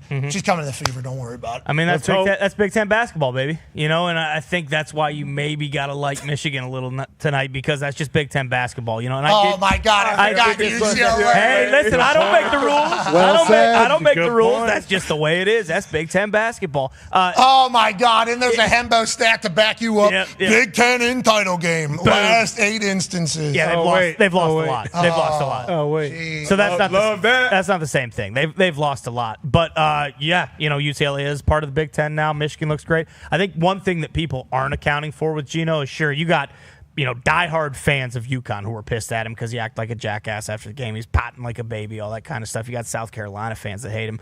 You also got everyone in New England hating him because they were kind of, relying on going out and buying new furniture. There was that promo, hey, if both the men's and the women's team take home the title this year, your furniture is free. So you got all these people going out buying nice new sectionals, new bedroom set. Well, guess what? That you got to pay that in full now. Yeah, what Thanks happens? A lot, you try to sell it to like Rent-A-Center or something. I don't know how you get rid of shit that you've already got for free, and then it ends up not being for free. Because I saw some people got some nice sectionals. Oh yeah, I mean, I'm talking like 6 wide sectional with the chase. Yeah, the cooler the inside, chase at the end. All the USB plug-ins. Oh yeah, with the recline and the exactly. On that, the people are like, "Give me 2 of those." Yeah, sweet. Give me Gino's gonna. We got this. I get one from Dan Hurley. I get one from Gino. And give me the what's that soft beanbag thing? The love sack. Oh, the love. I want the love sack big one. I want to be able to come jump into that thing and really live. And Gino, I think that's maybe why he was potting so hard. It could be. He might have got a multi-fucking sectional out there. We really, we'll never know. No, we won't. And that's Gino. Yeah. Joining us now is a man who probably has the answer. I can't believe this guy's live in the Thunderdome. I'll tell you what, when he walks in, you go, oh, that's him. Literally. The largest athlete of all time. The most dominant basketball player in the history of hoops. A 4-time champion. A 15-time All-Star. A business legend. TV icon. Yeah, not a bad spot, huh? Ladies and gentlemen, Shaquille O'Neal. Yeah, What do you think, Shaq? What do you think, brother? Not a bad little spot, huh? Yeah. Hey, I like it. He just grabbed a bunch of shit from the front row. I like it. Yeah. I like that. I appreciate that. Miami Heat legend. Yeah. What's up, man? He's got the Shaq-alicious gummies in tow, too. How could you not? The belt buckle. Okay, thank you. Yeah. What's this one? I've seen that before. 2019 # Sports Awards. That's a good one. Here we go. 7 years late. Congratulations. Thank you so much. The lacrosse donation. Nice. To the lacrosse players. From A business a guy was trying to start for college football. Not bad. To put on my cowboy hat that I do not know. Road to Jay Insanity. And you're breaking the rules. What? Why am I a fan of your show? I don't know. Because you wear Tank tops. Nice. Yeah. You're right. Yeah. I understand. I understand. Yeah, I get it, Shaq. I mean, I truly do. I mean, I've never understood something more, maybe. You know. That one's nice. Yeah. Oh, looking nice. Huh? Yeah. A little science here. You know, Looking- little science. Looking like Dolph Lundgren. It's a hell of a compliment. Is it? Is Dolph one of the porn stars? No, Ivan Drago, Rocky Yeah, 4. I'll be Drago, Rocky 4. So this is the Thunderdome, huh? Here we go. Welcome to the Thunderdome, Shaq. Thank you. This is awesome. Thank you so much for coming. Thanks for having me. Really Appreciate appreciate that. We obviously respect the shit out of how you played hoops. I mean, you're unstoppable. You're unguardable. You're the most dominant basketball player of all time. But the way you have reshaped what an athlete can be, both business-wise, entertainment-wise, music-wise, you name it, massive respect. We appreciate the hell out of you. Hell Shaq. yeah. Legit. Hell Thank yeah. you. So thank you for bringing the award from 2019 that we won. And thank you for showing up. Let's chit-chat a little bit. Yes. How do you feel about tonight's matchup? How do you feel about UConn? How do you feel about Michigan? They've been kicking everybody's ass. I think that's a trait that is good when you can go foot on neck like Michigan's been able to do. What are your thoughts? I thought Michigan was going to have problems with Arizona, but they manhandled Arizona. Very physical on the inside, shoot the ball very well. I think it's going to be a tough matchup. I think I have a question. Yeah. Did Coach Hurley headbutt that referee? Yeah. Oh, yeah. It looked like it. All right, so what do you think happened if the ref would have called the tech? Oh, do you think they make the shots or no? Do you think they make the free throws? I mean, don't that's know. the I question. don't know. Because in your guys' game, right, they just get to select who's shooting it. Right. So that's Yeah. best free throw shooter? Oh, in the Final Four? What? Oh. 0.3 seconds, it's over. Oh. Can't make that call. No, but one thing I know about Coach Hurley, he's going to have his guys ready to compete, and I think it's going to be a close game. I don't think Michigan's going to manhandle UConn like they did Arizona. How do you feel about the stadium, Lucas Oil Stadium? The boys and I were there. We were in a suite. It was pretty far away. But obviously the stadium conversation immediately comes with the shooting sites and all that shit with the eyes. Michigan seemingly didn't care at all. They shot at the Big House. Did you hear about this? They went to the Big House and shot at their football stadium in Michigan the week beforehand. Do you think that's a real conversation or no? My favorite movie is Hoosiers. Hell yeah. Hell yeah. When Gene Hackman said, hey, the length is the same, the height of the rim is the same, everything's the same. I never worried about that. I think one time we played a game in the Superdome. It was nice, but it didn't, mess up my focus or anything. Okay. And we're going to break that rim, Yeah. boys. How many do you have? I don't know, 10, 11, 12. When was the first one? On an Army base in 1988. How old were you? About 16, 17. That was whenever you were playing hoops over in Germany or? No, this one happened in San Antonio, Texas, Fort Sam Houston. I watched your documentary. It was so cool. Just you trying to find people to play hoops against, and then all of a sudden everybody on the base is like, hey, this one might be the fucking one here. I couldn't even imagine those people seeing you play hoops just as a teenager, just being like, is this the greatest of all time? Yeah, might actually be. Go ahead, D-Bud. Yeah, I mean, you bring me down memory lane right now talking about Hoosiers. First of all, talk to me in the black voice. Don't talk to me in the purple voice. Homeboy.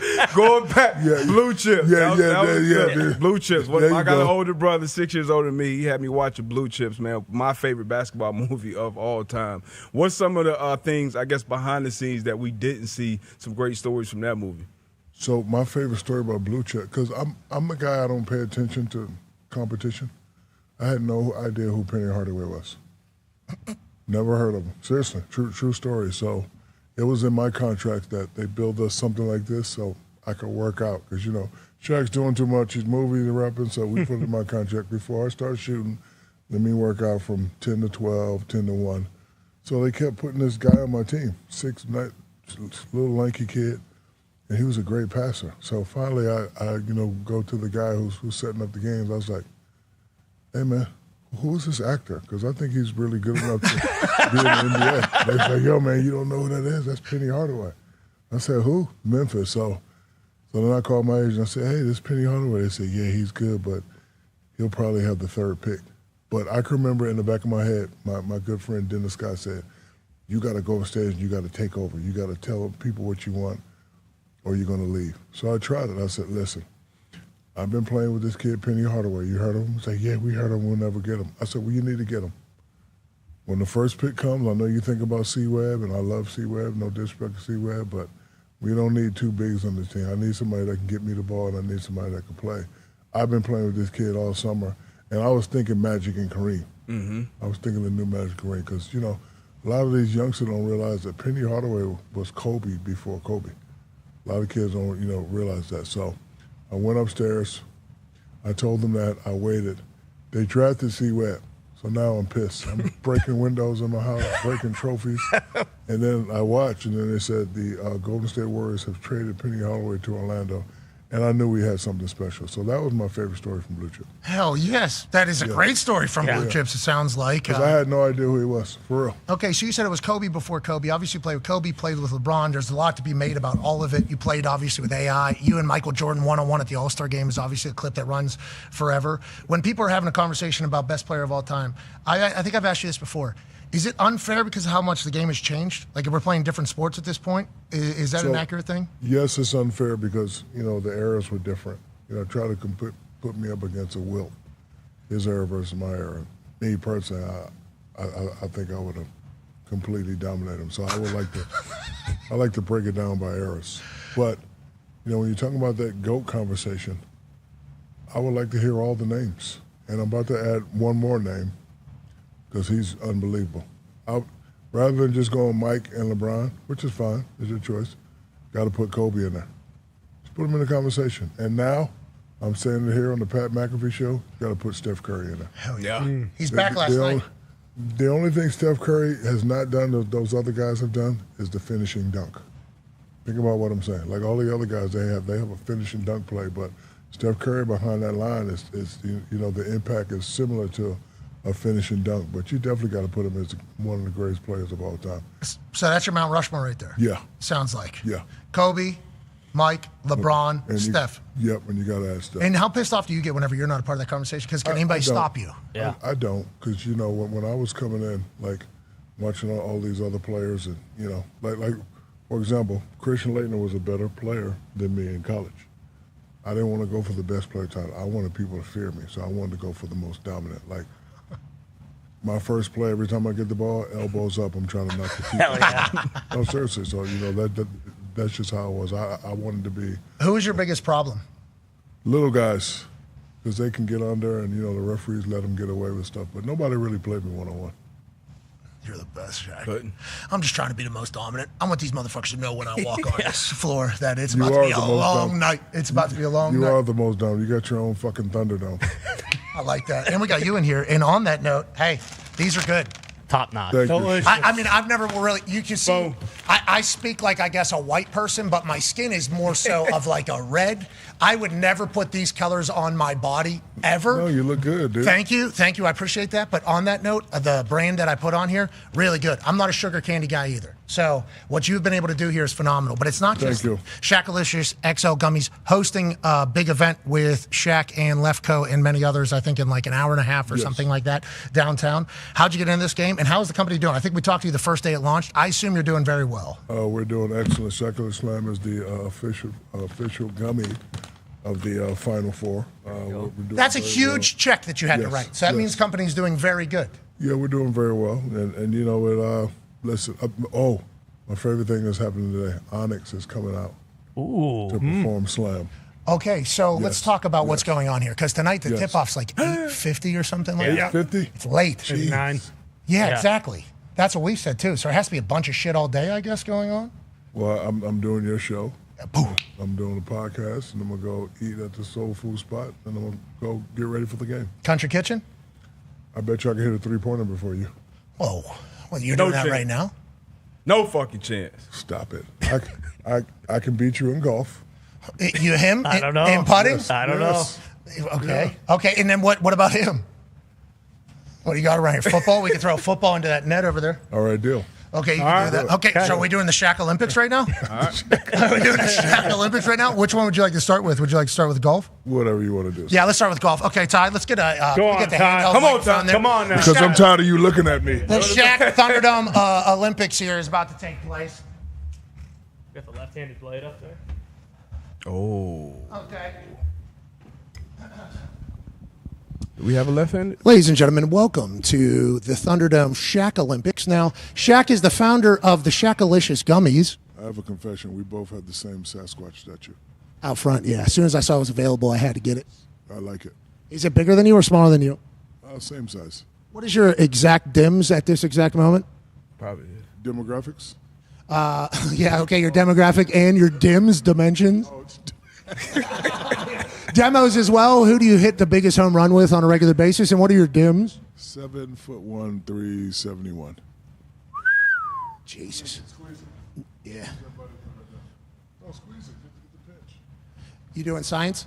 No science. I'm on a lot of science. You should think about it, especially. Shaq, we got a putter actually for you here. Oh, boy. This is one of those big ones, okay? Perfect for you. Looks normal. All right, Shaq, here's what we'll do, okay? We'll do 5 putts, each of you. And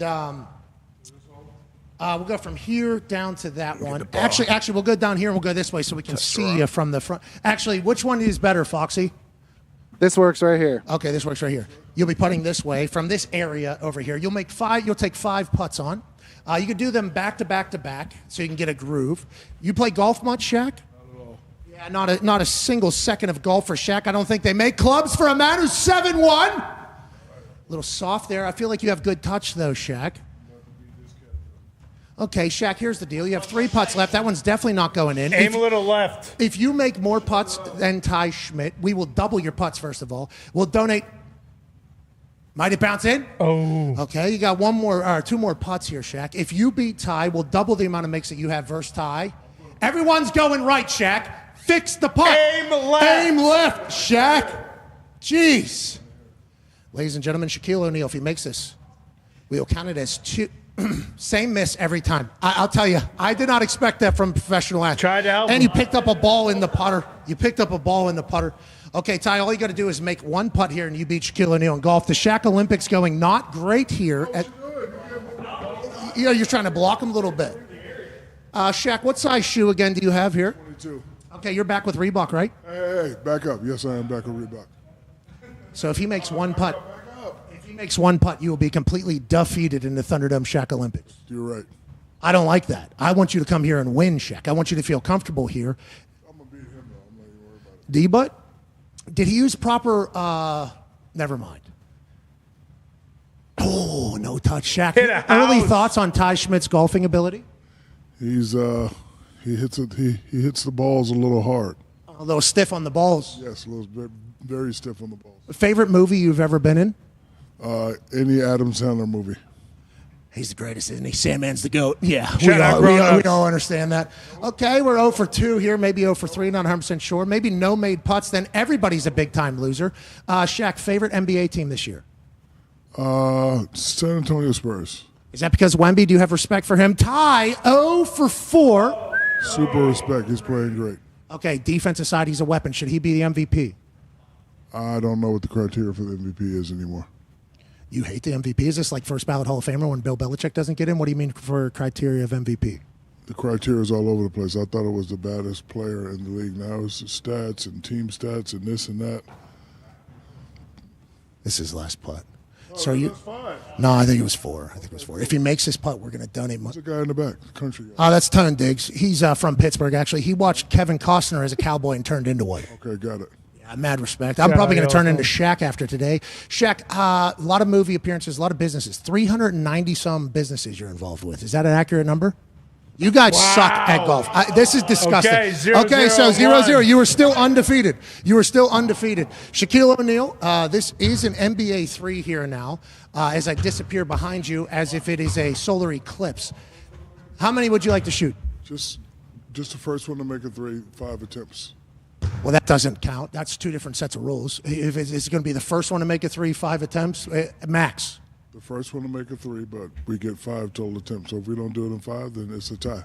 That's fair. You're definitely going to make it in 5, Shaq. I've seen you on the internet. People mock your shot. Yeah, right. Uh-oh. Okay. All right. That rangefinder. Okay. Shaquille O'Neal getting a feel Rangefinder. for it. That'll be the first shot. Darius J. Butler now, 9-year NFL vet, will be shooting from a very comfortable gym. He shoots in here every day, Shaq. It's all right.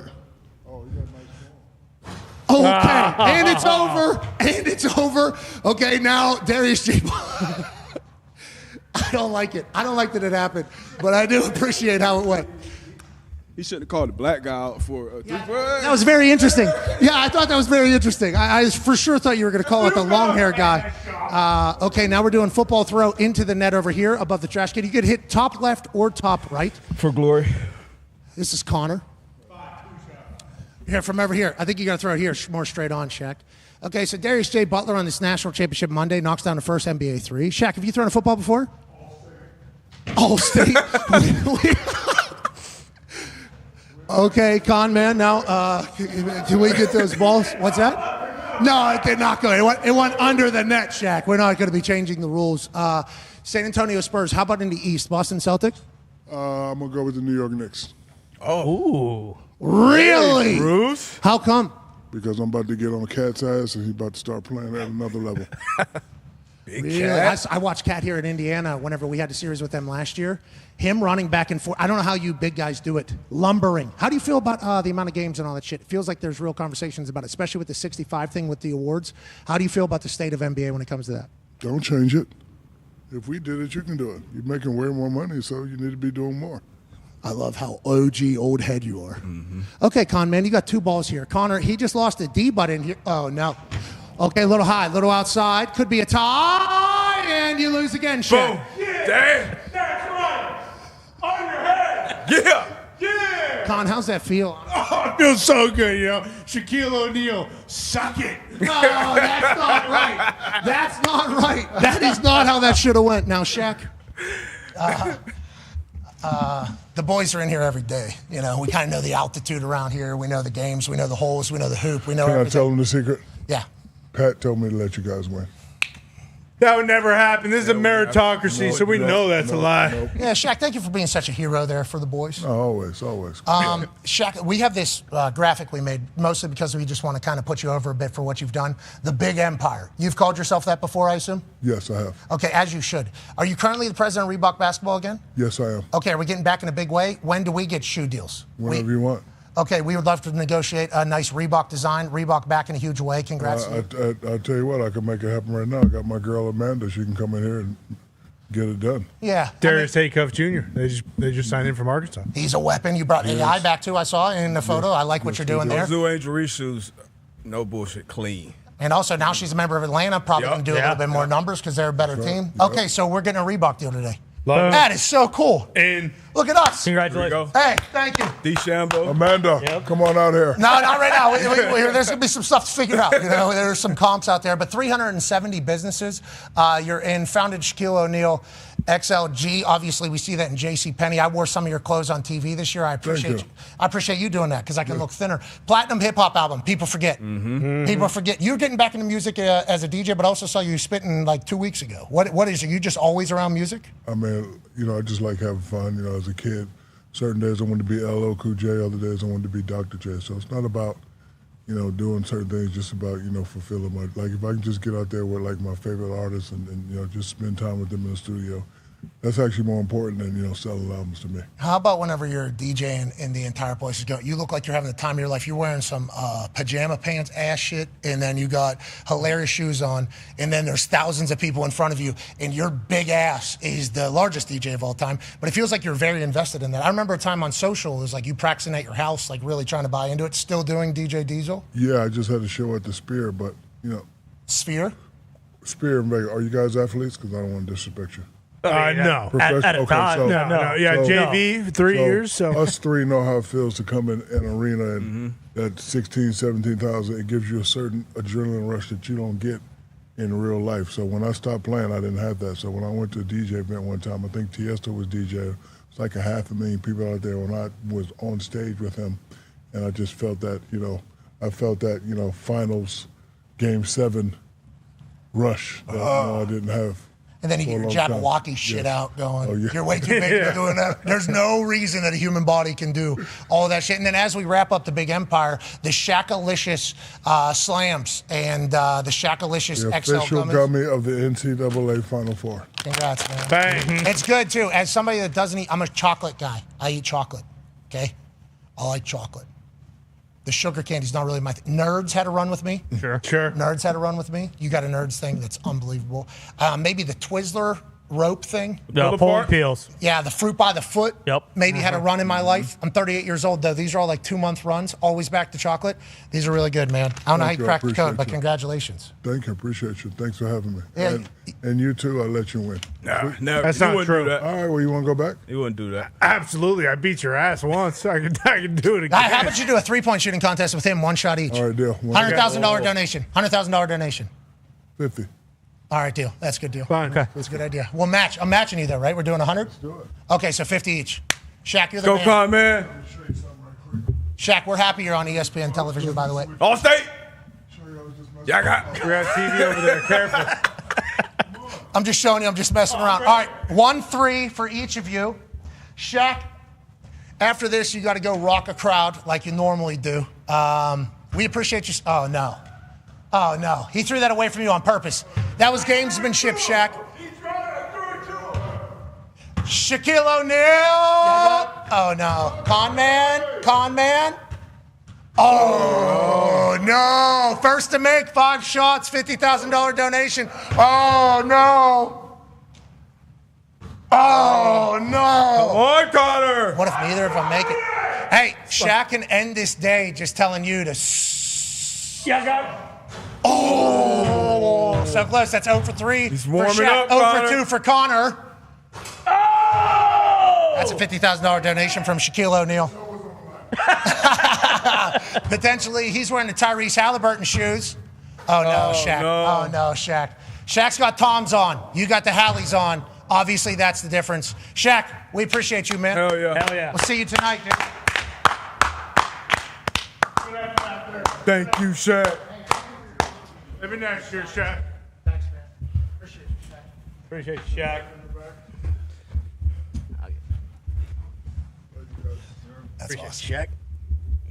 Good luck tonight. All right, Shaq. Yep. You know what to do with it. In the middle one. Yeah. Boom. Hey, and maybe you make that on the way out right there. Yeah. I'll donate to a charity of your choosing. All right. All right. That's Thunderdome Hoops. That's 13. Yeah. That had a good run. At it. That thing had a good run. We didn't get it on camera, asshole. We could have got it on camera. He just broke our hoop there. Foxy, can you turn the jobber around and zoom in on that hoop? Where is it? Right down there, lower right. You see that hoop down there? In the middle. In the hallway.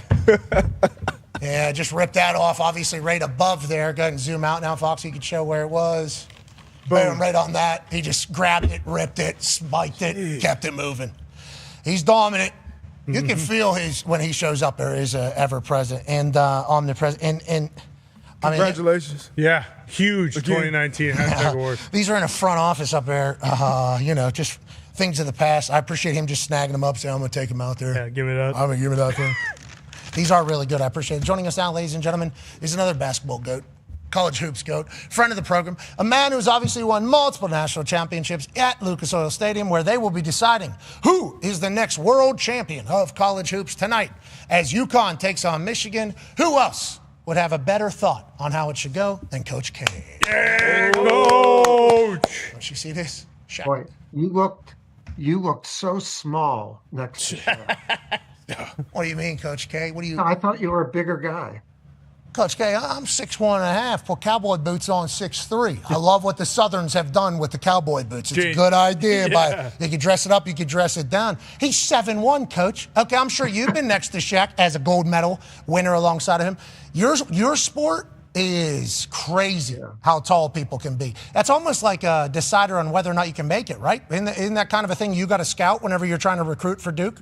Yeah, there's a 7'3" guy playing tonight, and who's pretty good. Yeah, pretty good, I'd say. Let's talk about these teams tonight. Michigan has just beat everybody's ass. I should have done more research. I should know. Have any of your Duke teams just dominating throughout the entire tournament? You almost were worried about running into something at the title game? Or how do you feel about this Michigan run that they've had through March as we enter April?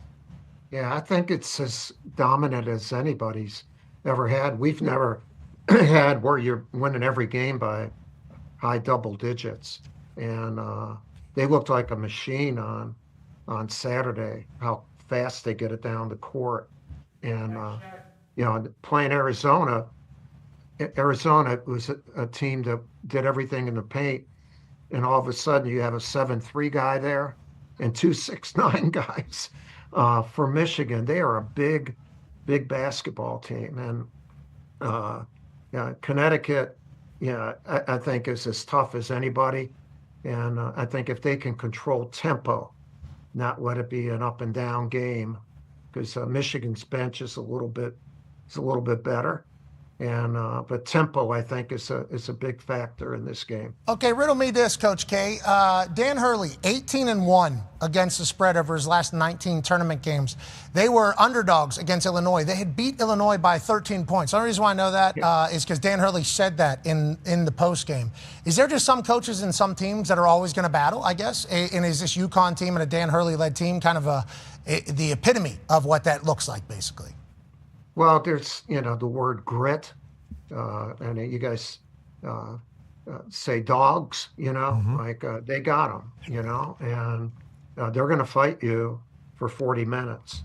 And, the fact that they show up and do that every day, every game, is a testimony to how he practices with them. His practices are really difficult. And so, in a lot of respects, the games are easier, and he's a cheerleader for his team during the game, but in practice, he's not a cheerleader. He's a taskmaster, and it's paid off.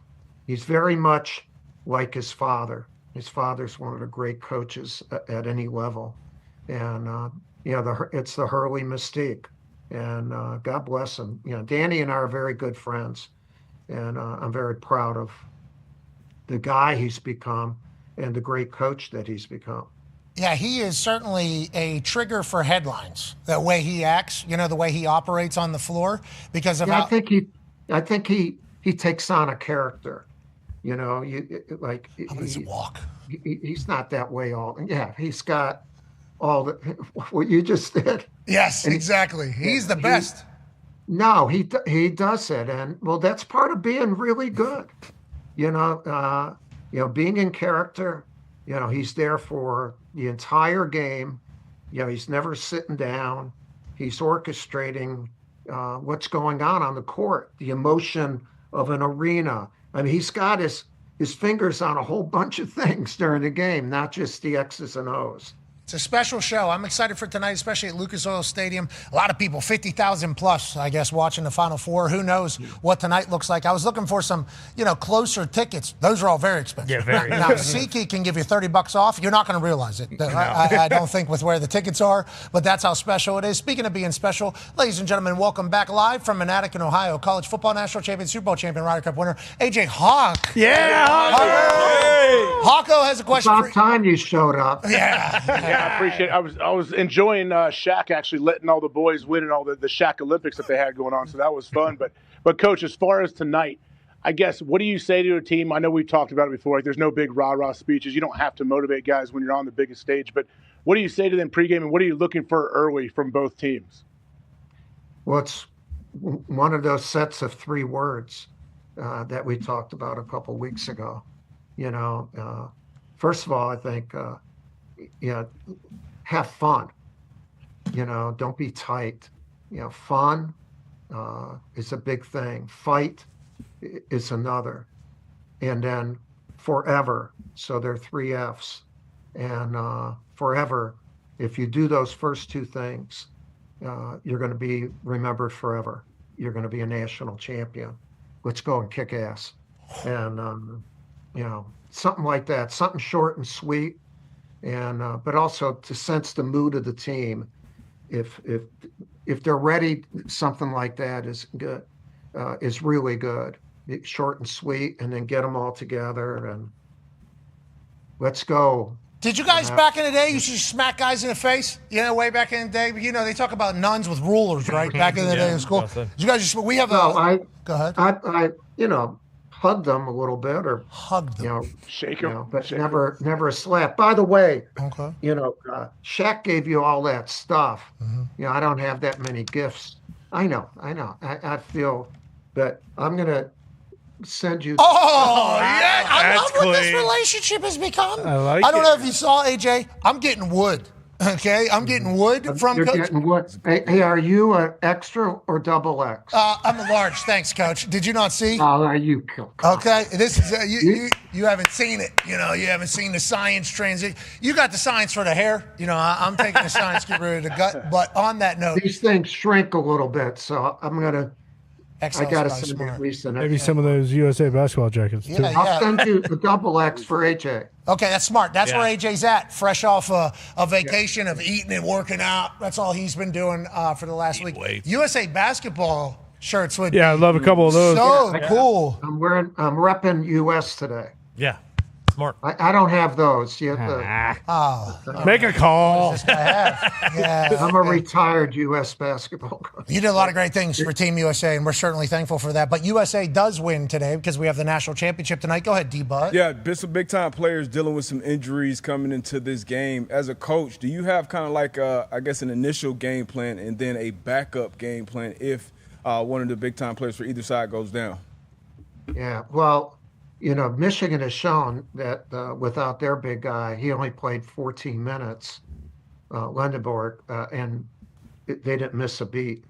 I'm hoping that Solo plays tonight. I don't know what the word out today is because, boy, he was balling on Saturday. I thought he gives them, when you look at Solo ball, you'd say, is he an NFL cornerback? He is tight and good, and what a good-looking guy he is. What a good-looking athlete, and he plays with a verve. I thought he was as important as anybody for Connecticut, and you're facing that guy. If he doesn't play, they're in a lot of trouble, I think. What's a verve? What's a verve? Yeah, verve. Like what the hell? You know what a goddamn verve is. No, I don't. I was trying to use context clues, but it could mean so many different things. Oh, moxie. You don't know what. Okay. Oh, verve. I'm gonna drop that one into my world. Verve refers to great energy, vitality, enthusiasm, or artistic spirit, often described as a lively sparkle in performance or creative work. It embodies vigor, dash, and panache, frequently used to describe lively writing, music, or personality. Yeah. Welcome to my Rolodex, Verve. That's incredible news. Thank you for that, Coach. He is that. No, I've used that.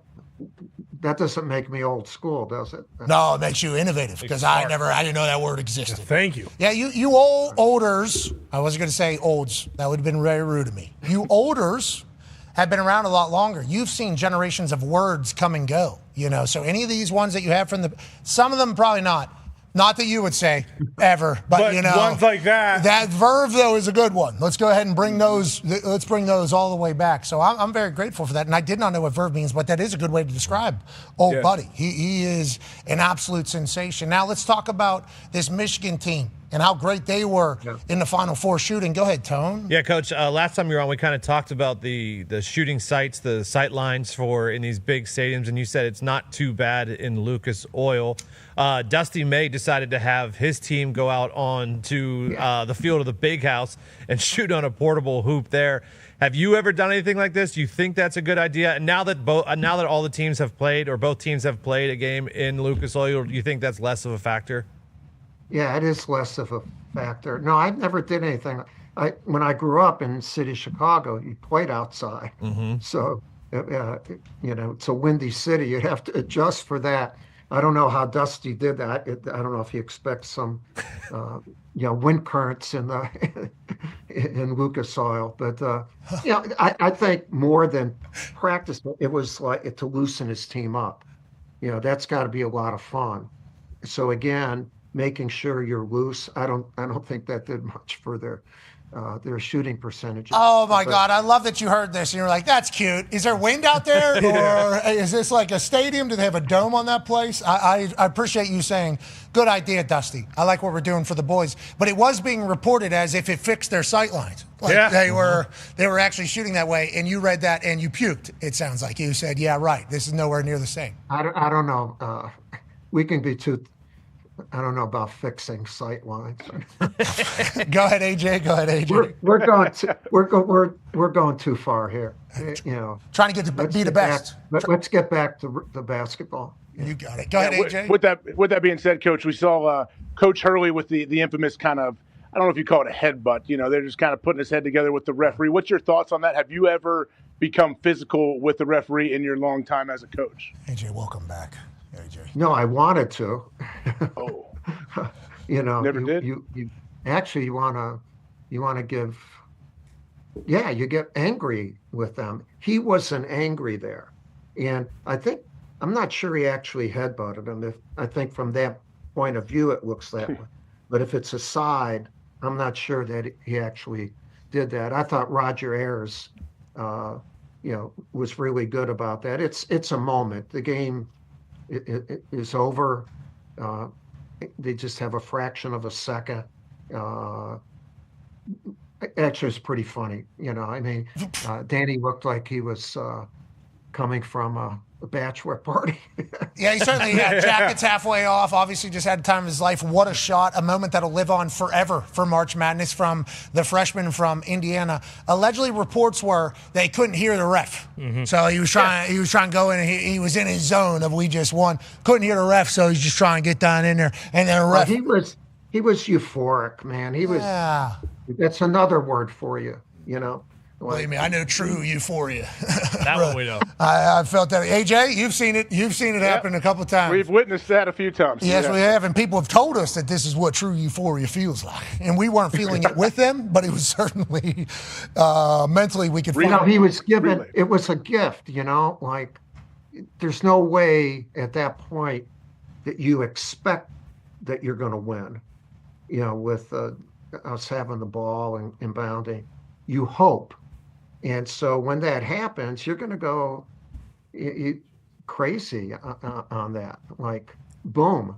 And then Caravan makes one of the great passes of all time. Yeah, you love the Caravan pass. You said you thought he was a coach on the floor. To give it back to the freshman, such a huge deal. We talked to Mullins, obviously right before that, and he said, well, there's 4 seconds when I passed it, so I guess I only got 2. Like, what? Yeah, I guess I'm putting this thing in. He seemingly had no idea how big the moment was. Got a bunch of studs on that particular team. Cannot wait for tonight. Who's going to be remembered and etched in history forever? Right. Now let's move to some other college hoops conversations, even in Carolina. Go ahead, Ty. Yeah, Coach, last time you were on, we asked about the UNC job opening, and I think it was maybe last night, a lot of reports have come out that have said like, hey, they're really kind of centered in on Billy Donovan, and they're kind of waiting for him to say no, I guess. I believe he was on your staff for a period of time with Team USA. If that is the case, what do you think? How well do you think he would do at UNC? And I know he's very successful in college for a long time, but how difficult do you think that transition from the NBA back to college would be, considering how much the game has changed since he was last coach? Yeah, he wasn't on my staff, but he's a great friend. Like he's one of the really great guys and great coaches, and he's just inducted into the Naismith Hall of Fame a year ago. He was a great player. You talk about bopping the wood. He did that as a player. Yeah, he did. Yeah, he did. And I think it's much more difficult to go from pro to college than college to pro as a coach. When you go from college to pro, you have an organization around you that understands the environment and has been in it for years. When you go to college, it's there's so many nitpicky things, and also you're dealing with, although now it's older, but you're dealing with guys who necessarily haven't proven themselves yet. Or in the pros, you're going to be like me coaching the U.S. team. In some respects, that was easier for me because, they were accomplished, mature. It's a matter of putting them in a system and getting them, one form of belief in one another. But, their skills were already there. And then how do you maximize by putting those skills together? With college, you're developing skills. but all the things around, the NCAA rules, NIL, transfer portal, like there's a much more BS to put up with. I would say so. On that note, it's happening in football too. It's happening. It's same thing in football. There's, and it's bureaucratic. Bureaucratic BS. Oh yeah, which is the worst BS in the world. Do you think because we come from sports, we feel that way? Because sports are a meritocracy, I do believe. So whenever we run into bureaucratic bullshit, we are immediately turned off by it. Do you think that is because we're from sports? Yeah, I think bureaucracy. They say you can't do it because it hasn't been done or it costs too much money. If you're an athlete, a coach, you say I can do that. I'll be willing to do whatever I can to do it. It's more, I can get it done. Instead, here are a couple of reasons why we're not even going to try to get it done. And you're like stuck in mud, in bureaucratic mud. Thank you for explaining how I feel. That's why it just felt. It just feels like it felt like I was talking to a therapist right there. Like, hey, the reason why you don't like this is because this is basically what this says. You have been taught your entire life this is how this goes. So it's just a natural clash. That's what Coach King you can't. You're as an athlete. You're instinctive. You seize on opportunities. If you're a bureaucrat, you put the brakes on and say, "Whoa." Let me figure this out. Why, so I'd rather be on the side of the athlete. Yeah, me too. And go for it. Amen. I'll tell you that. Speaking of athlete, one that's taking over, we have about a minute and a half before a hard out. So while you're giving your answer to Connor's question, I might cut you off, or you'll see a countdown on the bottom of the screen. You should utilize the countdown as your own and send people off ESPN as we continue digitally. The show is still live after the thing hits zero. Okay. You just will have to address that we're no longer on ESPN. You've been on the show 6-7 times now. This should not be a problem for you, Coach. You're a professional on TV. Go ahead, Connor. Yeah, Coach. Over the weekend, the player passed talking about Cooper Flagg, former Duke Blue Devil. It feels like he is on this meteoric rise right now, and he's kind of understanding how the NBA is working as his first season comes to a close. What are you seeing out of him? And is this one of those things where you finish the first season, your rookie year, and you kind of know, like, okay, this guy's going to be all NBA within the next few years, possibly one of the faces of the league? No, he is going to be one of the faces of the league. He's the real deal. And Jason Kidd, the Mavericks coach, has done a terrific job of putting him in positions where he can use his talent, has played him a lot of minutes, and he's been their leader. Oh, no, it broke you. The countdown broke you. Let's break some news here. You'll continue about Cooper Flagg and the state of basketball on the other side, on digital, on YouTube, on ESPN Plus, Disney Plus, and TikTok Live. Mike Malone, formerly of the Nuggets, is going to be hired to Carolina. Wow. What? Pete Thamel just kind of reported that as we roll through. We continue. We'll see you tomorrow with a new national champion. Goodbye. Okay, Coach K. You had a lot of we had a lot of time there. Malone getting hired, though, fresh out of, obviously, he gets pushed out of the Nuggets right before the playoffs last year, right? Yes. After winning a title. Is that true? Is that true? It was reported by Schefter, which people are not going to be happy about, and no, he said it was Pete Thamel. Yeah, that's real. North Carolina intends to hire longtime NBA coach Michael Malone as the school's next basketball coach. He's an NBA championship coach with the Denver Nuggets from 2022 to 2023. Has won 510 games as NBA coach. Okay, we know Mike Malone.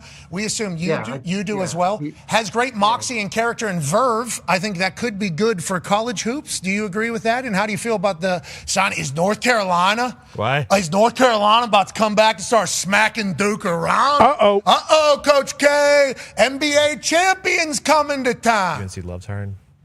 Well, they had an NFL champion hired as the coach, and Duke beat Carolina in football this year. That doesn't mean Coach Belichick isn't a great coach.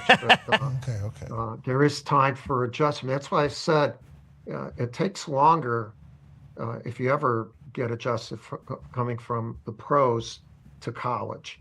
And Mike is a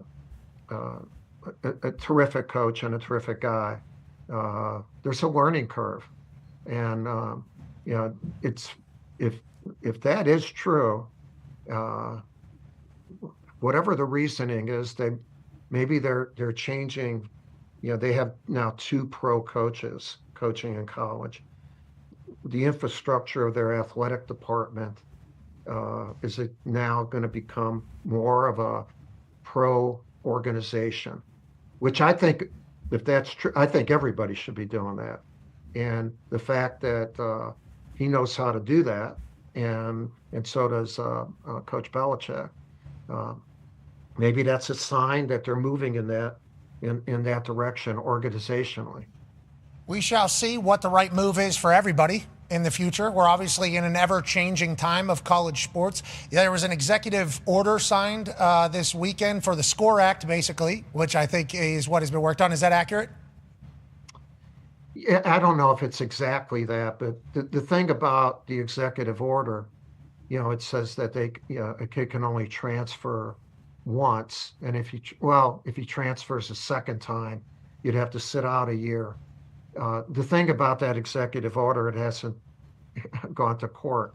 With a kid that wants to transfer more than once and doesn't want to sit out, and I would think that would be hard to rule against that young man, since a normal student can transfer as many times as he or she wants to.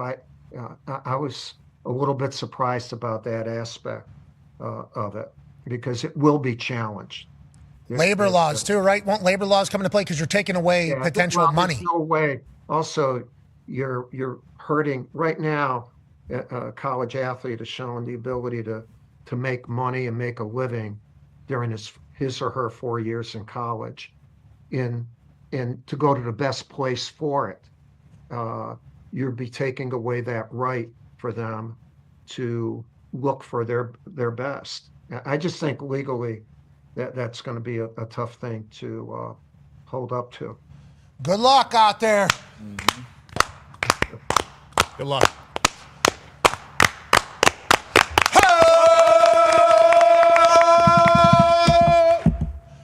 Lost your pen. Yeah, dropped it. Gotta hang on to that. You had a big moment against Shaq earlier today, though. We should never forget that. Huge, dude. Hey, he beat Shaq in football and basketball. Yeah, I don't know, Coach. I don't know. Maybe you're making us all a little bit better, because there's no way that should happen, I don't think. Still got eligibility if Shire needs me. Yeah, something to think about. 5 years in total. That's part of that whole rule, too. And he won't transfer if you let him in. The 5 years, total, I'm supportive of. And I'm not saying I'm not supportive of the other. I just don't see how it. I don't think you're living in reality, is what you're saying. Yeah, these are things where there's like fantasy things that are mentioned. Like, I wish we should have this, and it's like there's no way that's going to happen, though. So, like, in reality, what do we need to happen? I learned about that during the first CBA negotiations. Whereas, like, I was a young buck, and I think I'm like, we should just get this, we should do this, get rid of THC testing. What are we even doing? It's like, okay, now let's go to reality, because they also have opinions on that side as well and how this all should go. It's like, oh, so we got to get the best deal that we can get done. Is basically what it is, which I think you're alluding to. It's like, hey, the transfer thing sounds good, but we don't think that's going to hold up the deal probably. That is probably going to be a part that is going to hold up the entirety. So maybe they'll continue to try to tinker with that and get this whole thing done, because we love college sports, especially here in Indianapolis. This place was a buzz the last 4 days. Everybody's here, Coach. Oh, yeah. We obviously wish you would have been able to make it, but you've got a chance to feel it. Now, it all comes to a head tonight. D-Bud has a question for you, Coach. Yeah, I got to ask one of the greatest basketball minds ever. Who wins it tonight? Is UConn getting number 7 or Michigan getting number 2 tonight? Well, I'd like to know the injury report on Lendenborg and Solo Ball. I think it'd be tough for Connecticut to win if Solo's not playing. They're not as deep. I think Michigan is favored, and probably rightfully so. It'll come down to tempo, and it can. The thing about, I think Michigan's deeper, and I love Mara. I don't think there's anybody. Well, there isn't anybody like him. He's 7'3". He's even taller than Shaq. The thing that'll be interesting tonight for me is Michigan defending Connecticut. Danny and his team run these sets like, wow, they're unbelievable sets. And they're running all the time. They're moving all the time. Does that negate some of the bigness, the fact that Michigan is bigger? In other words, you got a 7'3" and 2 6'9" guys. Those the front line for Michigan. Two of those guys are going to have to guard perimeter and Caravan, who is like a perimeter, and how they defend that. And I don't know how much zone they've played. And remember, Connecticut is one of the slowest tempo teams in the United States, and they've been. That doesn't mean they're slow; they're just slower. So if they can reduce the number of possessions like that, but in controlling tempo, not holding the ball, but making Michigan play defense, running their butts through all these sets. Mm-hmm. I think that'll be the key to the game, and how that's done. And I still think Michigan should win, but Danny's been in so many games where somebody should have and they did, and this is going to be a very coach. So who you taking? It sounds like you're you're thinking maybe UConn because you just remember Dan Hurley. You're like, wait a minute now. The thing is, I remember a couple of weeks ago I said, the Big Ten hasn't won in 26 years a national championship, and I don't know if by saying that I've kind of messed around with the basketball gods where they and they say, and maybe they're going to have pity on you. I don't know. Because you were kind of crying when I was saying No, I was just letting you know the North. You were pontificating about. I'm just telling you about the North. Football. And I'll tell you what, you olders from the South, ACC and the SEC, Nick Saban, yourself, you guys just don't really understand because back in your day, you never even a thought. Nowadays, though, who just won the women's national championship? That's the Big Ten. The North. Yeah. The North. Over there in Los Angeles. The North. Right. Over there in Los Angeles. Who won the crown? Big 12. The North over there in the Appalachian. Over there. And West Virginia, though. Who won that? By the way, I'm not from the South. Chicago, he's I from get Chicago. it. He's a Big Ten guy at heart. You understand. You see what's going on. The north side of Chicago. So just so you know that. What baseball team is that? There's only one baseball team in Chicago, the Cubs. Go Cubs, go! Go! Hey, Chicago! Did you watch Lovable Reunion? Sorry? Lovable Reunion with Grandpa Rossi and Anthony Rizzo. They're doing like a full reunion podcast because it was 10 years ago. No, I haven't seen that. Yeah, why would you? You'll love it. You will enjoy it. We live in the past. Yeah, we haven't won very much, but when we do, we celebrate it for years and years, and instead of winning another one where we could celebrate for years. I love that. Coach, you've been amazing for us. We appreciate it. Hopefully we'll get a chance to catch up with you maybe tomorrow, post-national championship run. If not, we just want to let you know, you crushed it for us. You were so incredibly kind to us. We are very, very grateful for that. Thank you for the wood. Thank you for the cheap-ass T-shirt that you're sending that said, I want you to wash it. It'll shrink 2 sizes. I appreciate everything, Coach. All right. I've loved being with you guys. You have quite a team. And, boy, what a show you had today. You get people. You got some really great people today. Not that you don't on other shows, but to have Jim Nantz and Shaq and Green – Coach freaking K. And Coach K. Yeah. Coach K on there. You only made us better, brother, and make us better. We're very, very grateful. All right. Well, thank you, guys. And your hair has remained same color the whole time. Sides are looking a little gray, but yep. Jeez. Jeez. You didn't deserve that. Ladies and gentlemen, living legend, coaching icon, friend of the program, Coach K. Thank you, buddy. Hey, Coach. AJ, how you doing, pal? I'm doing great, man. Missed you guys, but yeah, it's good to be back. It was actually very fun sitting there watching Shaq compete against the boys. Yeah, obviously we knew that was coming. Just kind of hijack the whole thing. Just kind of do a Thunderdome Olympics with Shaq. I'm just happy he didn't rip the big hoops down. Yeah. Because I don't know how these brick walls would have done. age. You know what I'm saying? He would have taken that thing right. Even like a little basic dunk of Shaq's would have taken that thing right off the wall. I'm happy we kept him kind of distracted away from those. Yeah, smart. He took down the the office one, like the room one that was above the walkway out there, because obviously he's the only one that could just grab it like that because he's 7'1". That thing was ripped off. I think we kind of have to keep that there now. Yeah. Somehow in a way, but I think we do have to kind of keep it there. There's only 12 others. Like ropes around it. Put some ropes around it, like like they when people wall off their logo in the middle of the locker room. Yeah, that's what it should be, and it should be the poles in between the ropes will just be Shaq standing like this. Mm-hmm. Don't touch this. Standing like this. Give me that fucking thing. I fucking ripped it off. Didn't have it on camera. You should be filming me. That's what he was saying. Yeah. Literally, my whole thing, it wasn't on fucking keys, but I don't give a fuck. That's on you, not on me. How many Emmys has this guy got? All of them? So many. Probably. All of them. Emmys. Platinum rap album. We forgot about that. We brought that up today. It's like, Jesus Christ, this guy was on, it still is, 370 businesses. That money's so long for Shaq. Beast. Unbelievable. He does talk a lot of shit, about the modern generation. Mm-hmm. We did it. So he said right here, went right into it. Make more money. You guys they almost went into fly private planes, eat nice food. Yeah. You got sleep doctors, nutritionists, and we did it. Nice hotels. It's just that they're always going to view it that way. Like that is how all the old heads are going to view. That's why AJ gets so pumped when he sees the Guardians out there. That's right. Yeah. Right, Age? Okay.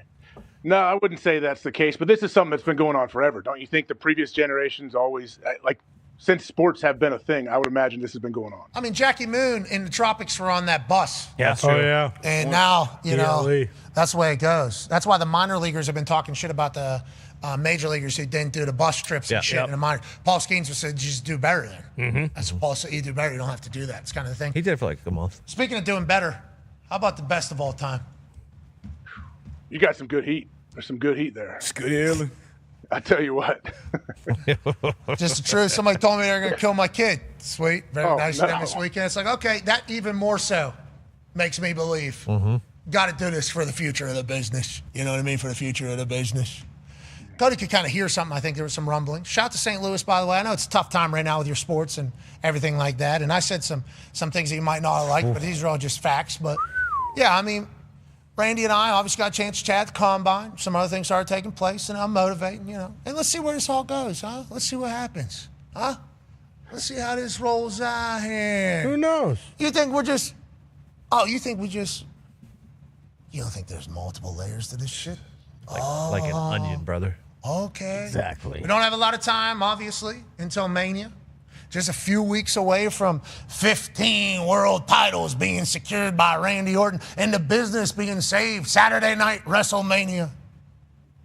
I think we got off to a pretty good little start. Mm-hmm. Yeah. I think we got off to a pretty... 20 years of history between Cody Rhodes and Randy Orton. And Randy Orton is the greatest. This guy's 6'5", 275, AJ. He walks in a room, everybody goes, holy shit, that's what a WWE superstar is. That's what a sports entertainer is. So I've just been confused on why we're not, huh? Yeah.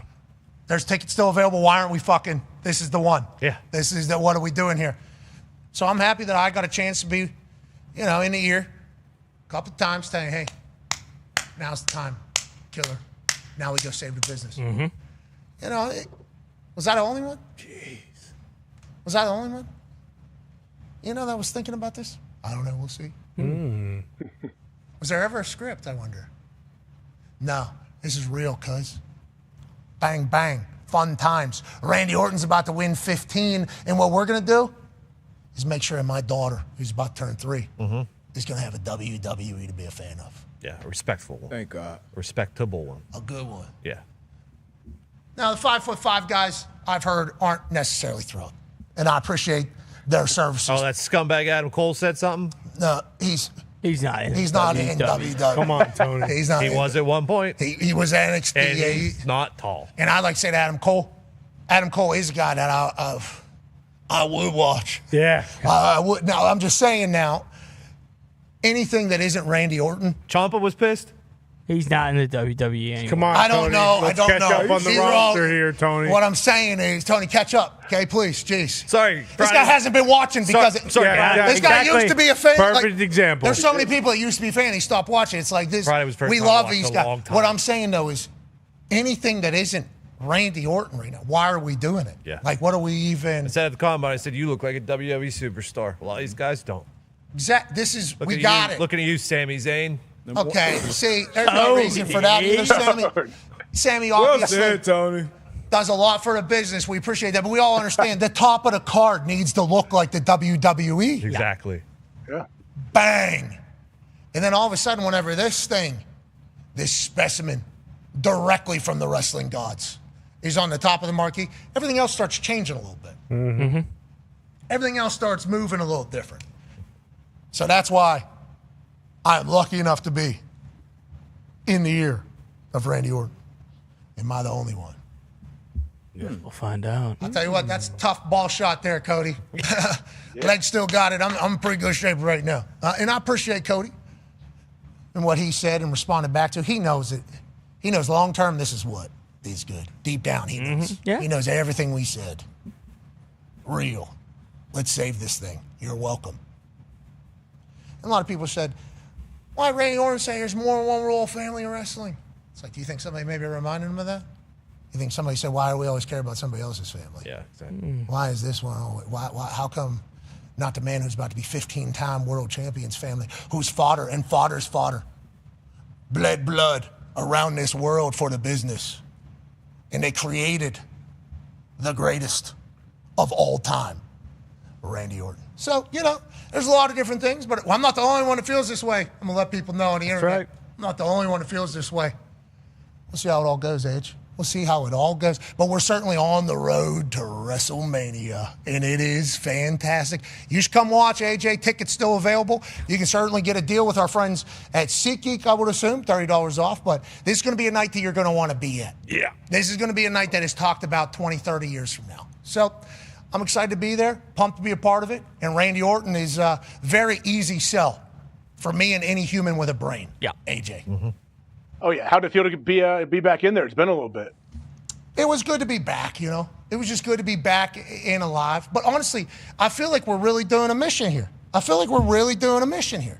Like Doing this, a service for wrestling, right? You're doing a service for the industry. for my daughter, Yeah. And baby Bambino that's currently on the way. It's like, I would like them to be wrestling fans. Wrestling is life.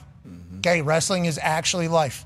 That is how much I am a fan of the business. Wrestling is like, you view life differently if you're a wrestling fan. But what it has become with who is it, it's just, I would like, At a certain point, enough is enough. Yeah, let's go. We got a 6'5", 275 guy here. Let's make sure everybody knows that whenever they see WWE, this is WWE radio. Superhumans in actual human form. Like, let's make sure we know that. Not that there's everybody's shite. But if you're taking up TV time over Randy Orton, it's going to be hard for me to like it. Mm-hmm. And that's for shoot, brother. Well said. Thank you, D-Butt. Were you pumped to hop in that car and get on the road to WrestleMania? Yeah. Fuck shit me. Bones been fucking bumping him. Yeah, he brought snacks. I hope there's multiple cars. I'm not riding with that guy. I will. I'll ride shotgun. Bones got this new hair. He's fresh His out. hair looks great. What happened? What did he do? He's in the middle stage right now trying to grow it out. And it's just, he quit the business. He was the biggest mark we knew, for sure. And he quit the business whenever everything went down with old John Cena. And he said, you know what? I'm back. And I said, you know what? Thank you for that honor. So Cena. And just know the next few weeks are going to be biblical. We're going to do it. Because this is what he's going to do. Maybe even you, AJ, you got some shit to say. Uh-oh. I tell you what I did. I'm sorry. I did watch Jelly. I watched Jelly's YouTube. He's got a great YouTube channel going. Jelly behind the scenes, getting ready, stretching, it was fun to see. It's cool to see Jelly's little transformation through the wrestling world and how he's working at it. Jelly Roll took an RKO from Randy. He just kind of got caught in the middle there. Do it. I don't think he made the right decision to kind of place himself there. I love Jelly Roll. Obviously, I was there whenever he got inducted in the Grand Ole Opry. Lucky to be there, thankful to be there. He obviously, multiple-time Grammy Award winner. His concerts, sell out stadiums alongside Post. They're doing it again. I love Jelly Roll. He just made a flat-out strategic error trying to get in there and do that. And did he know that, Randy was on an absolute kill spree, because it's much bigger than just right now. This is for future generations. Also 15 world titles, but also let's do this whole thing. Jelly Roll didn't know that. Maybe should have told him that. Hey, listen, now's not the time to be getting in between Randy. Yeah, maybe. Mm-hmm. But Jelly should know. Jelly should know now, I think. Randy's a beast. He'll learn. What a monster. I did feel alive in there, though. I'm going to let you know. It was nice to be back. Felt like we're doing something special, H. How could you not? All right. We'll be back tomorrow. Fucking new national champion. Are you guys going? Who's winning? What time are you guys going? Who's gonna win? Let's pick the game. Yeah, you're right. We got to do that. Are you going, Dahn? They'll call H. Yeah. Yeah, I'm definitely doing that. 8:50 start time. Got to leave about 3:50 to get down there. Yeah. Oh, one shining moment. But you gonna be there to support your Debo will husband? be there. That boom. You're going? Yeah, I have to. You're in the suite? Yeah. Bring your binocs. Stadium. It's not that bad. Bring your binocs. But maybe bring some binocs. It is a Seriously? zoomed out photo. At least. I'm agile. I'll move around if I need to. All right. I'm telling you. It's It's going to be tough to move around, too. Yeah, I think it's for. Yeah, but I True. I The trust. bowels of their place. I trust your process. Do they curtain off part of the stadium? No. No, it was pretty huge, dude. There's. I mean, a basketball court is tiny. When you think of a football field compared to a basketball court, that looks tiny. It actually Like doesn't 8. look that tiny in the stadium. It really doesn't. Okay. But it's, I mean, there are a lot of people in there. A lot of people. And there's a lot of roads shut down downtown. Yes. Like I think people that got into downtown to start the Final Four celebrations have had the time of their life because everything is just being like perfect because you're in there. Getting in, much like anything that's great, going to be difficult. Once you're in, I've heard it is fantastic. Certainly. But boy, it has, I guess, especially if you don't live downtown. I'm not a downtown boy, so that's a little difficult to get there. It is tough no matter what. Yeah, getting into Indy, especially with events. Shut down the city for these events, which is why it's such a good host. Yes. Like willing to do whatever to make people feel comfortable and have a good time, which is why Indianapolis is such a good host. Tonight, the national championship will be decided. Downtown Indy, Lucas Oil Stadium. UConn takes on Michigan. Michigan has been BTA all the way since the first round. UConn, the little engine that could. Oh, no. Just a little tiny engine that could. No. The Big East. A real chip on the shoulder mentality. Yep. Dogs who have obviously a buzzer beater in a massive moment, and maybe the basketball gods on their side because Coach Hurley wears the same suit for every single basketball college tournament game. He also wears the same underwear. So maybe the basketball gods say, you know what? We respect that. They do. This guy's sacrificing a lot of things right now. Probably smells like shit. Yeah. Because I think those types of things, even if you clean them, I think they're like the next day beers, magic beers, where like once you have a beer or two, you're right back into what the night was before. I think once he sweats a little bit, it activates all of the sweat from all of the years. I think. I'm pretty sure. And I believe his wife had to run back and get his beads, his rosary beads. Rosary, yep. So he has those on. Thank you. I mean, the basketball gods might. Yeah, thank you, Mrs. Hurley. The basketball gods might literally be like, this psycho deserves it. That's what it's all about. I mean, this is the one. Yeah. This psycho deserves It it. does. But on the other side, Michigan seemingly blessed by the basketball gods as well. Not a lot of speed bumps, not a lot of adversity. It's been a lot of we kick your ass, you just show up here. On that note, let's pick this game. Let's go to the Talks table at Boston Connor at Ty Schmidt. Con man, 6.5 point spread. Who do you like? How do you like it? Yeah, I'll take UConn plus 6.5. That's way too much. I don't know if they're going to win the game completely, but Dan Hurley's not going to. Like, I can't really envision UConn or Dan Hurley being down 10 with 15 seconds to go. I could see them being down 10 with 2 minutes, and then bang, bang, bang, they're in the game, just like against Duke. But 6.5 points against a guy who's 11-0 was the record, correct, in the Final Four and Sweet 16 and on against the spread?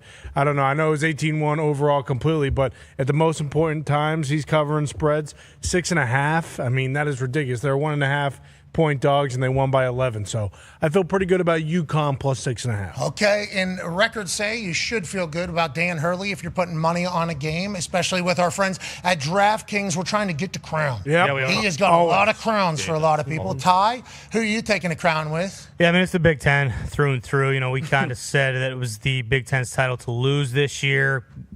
Maybe should have had two Big Ten teams in the title game. UConn's very good. They are. I mean, that first game was an unbelievable watch on Saturday. But then if you stuck around and you heard everyone saying that Michigan-Arizona was basically the de facto national championship and how good Arizona was, Michigan beat the dog shit out of them. Just ran right through them. I don't think they're going to beat the shit out of UConn, but I do like them to win and cover tonight. It's the Big Ten's year. UCLA just won a title. Michigan's going to win a title tonight. And then the Big Ten, once again, will be the best football conference, and it'll also be the best basketball conference. And America still has hockey. Let's remember that. Anytime we're talking about clean sweeps of things, we need to make sure we are reminding everybody that hockey is our sport. I don't know if Michigan won that, but I do know. Wisconsin, Big Ten. Boom. Wisconsin Bang. women. I think the men are still going. Somebody. We got a bunch of Big Ten teams. Big Ten, doing a lot of stuff. Only thing they might not have, the Big Ten, is rifle, and that's because of West Virginia Miners. Sure. Oh, and that's not even to mention baseball. UCLA has won like 24 games in a row, and they're in the Big Ten as well. It looks like men's Frozen Four is Michigan versus Denver and Wisconsin versus North Dakota. It looks, I think. We could have an all Big Ten final. Oh, that'd be crazy if you Wow. did. Big Ten's got a lot of money to invest in a lot of things. Sports are certainly one of them. Tone, one half of the hammer. Dahn. Cowboys. Who do you like? How do you like it? I'm in the same boat as Connor, and he took UConn plus the points in that situation. I also am a Big Ten guy, so, hoping for Michigan. Big Ten guy? Yeah. Yeah, they're popping up these days. Yeah. They sure are. What else would I be? You just can't argue with Hurley's against the spread stats, though. And I'm also a numbers guy. So I will go with UConn to cover, Michigan to win in a great game. Wow, I like that we're going to hit the double there. Yeah. We're Connor. Yeah, the exacta. Connor's corner there. I like your splitting the uprights on that. Darius J. Butler, I know fair and biased. Your thoughts? Nah, you know where I stand. UConn Husky through and through. I'm going to take this straight up. No points needed. I'm taking straight up. I believe on the crown is plus 230 last time I looked. So, Okay. I'm going to lock that in. As soon as we get off air, we get number 7 and Hurley, that suit, the rosary, the draws, they all go in the Basketball Hall of Fame. AJ Hawk, are all those things headed to the Hall of Fame after a national championship for UConn? Are they keeping it close, or does the Big Ten's team from up north do their thing in the national championship in Indianapolis? I tell you what, Dusty May and this Michigan squad, they are an absolute juggernaut. And Coach K, listening to him talk about it, it feels like he's leaning Michigan. He didn't really want to give us exactly what he was thinking. I'm taking UConn plus 6.5 and UConn to win on this one. Did he say Michigan? Did I hear that? He said Michigan. That came after my time. That came after my time when they started doing that. Oh, I thought you were on vacation still, and your brain just forgot that's what you say. You're saying that's not our thing. That's a new thing. I don't like it. It's new-ish, yes. So, yeah. New-ish, so you guys did do it. You just say that it's old. No, I mean, they didn't do it when I was there. When I was playing, it was I was in college a long time ago, Pat. I'm 42 years old. We respect that.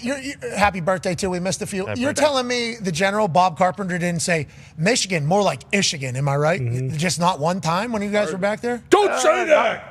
Maybe now he's saying it a little bit, but not back then, no. Rest in peace to the icon. Nick Mangold didn't say, hey, during Michigan week, call me Nick Angold, and also we're calling them Michigan?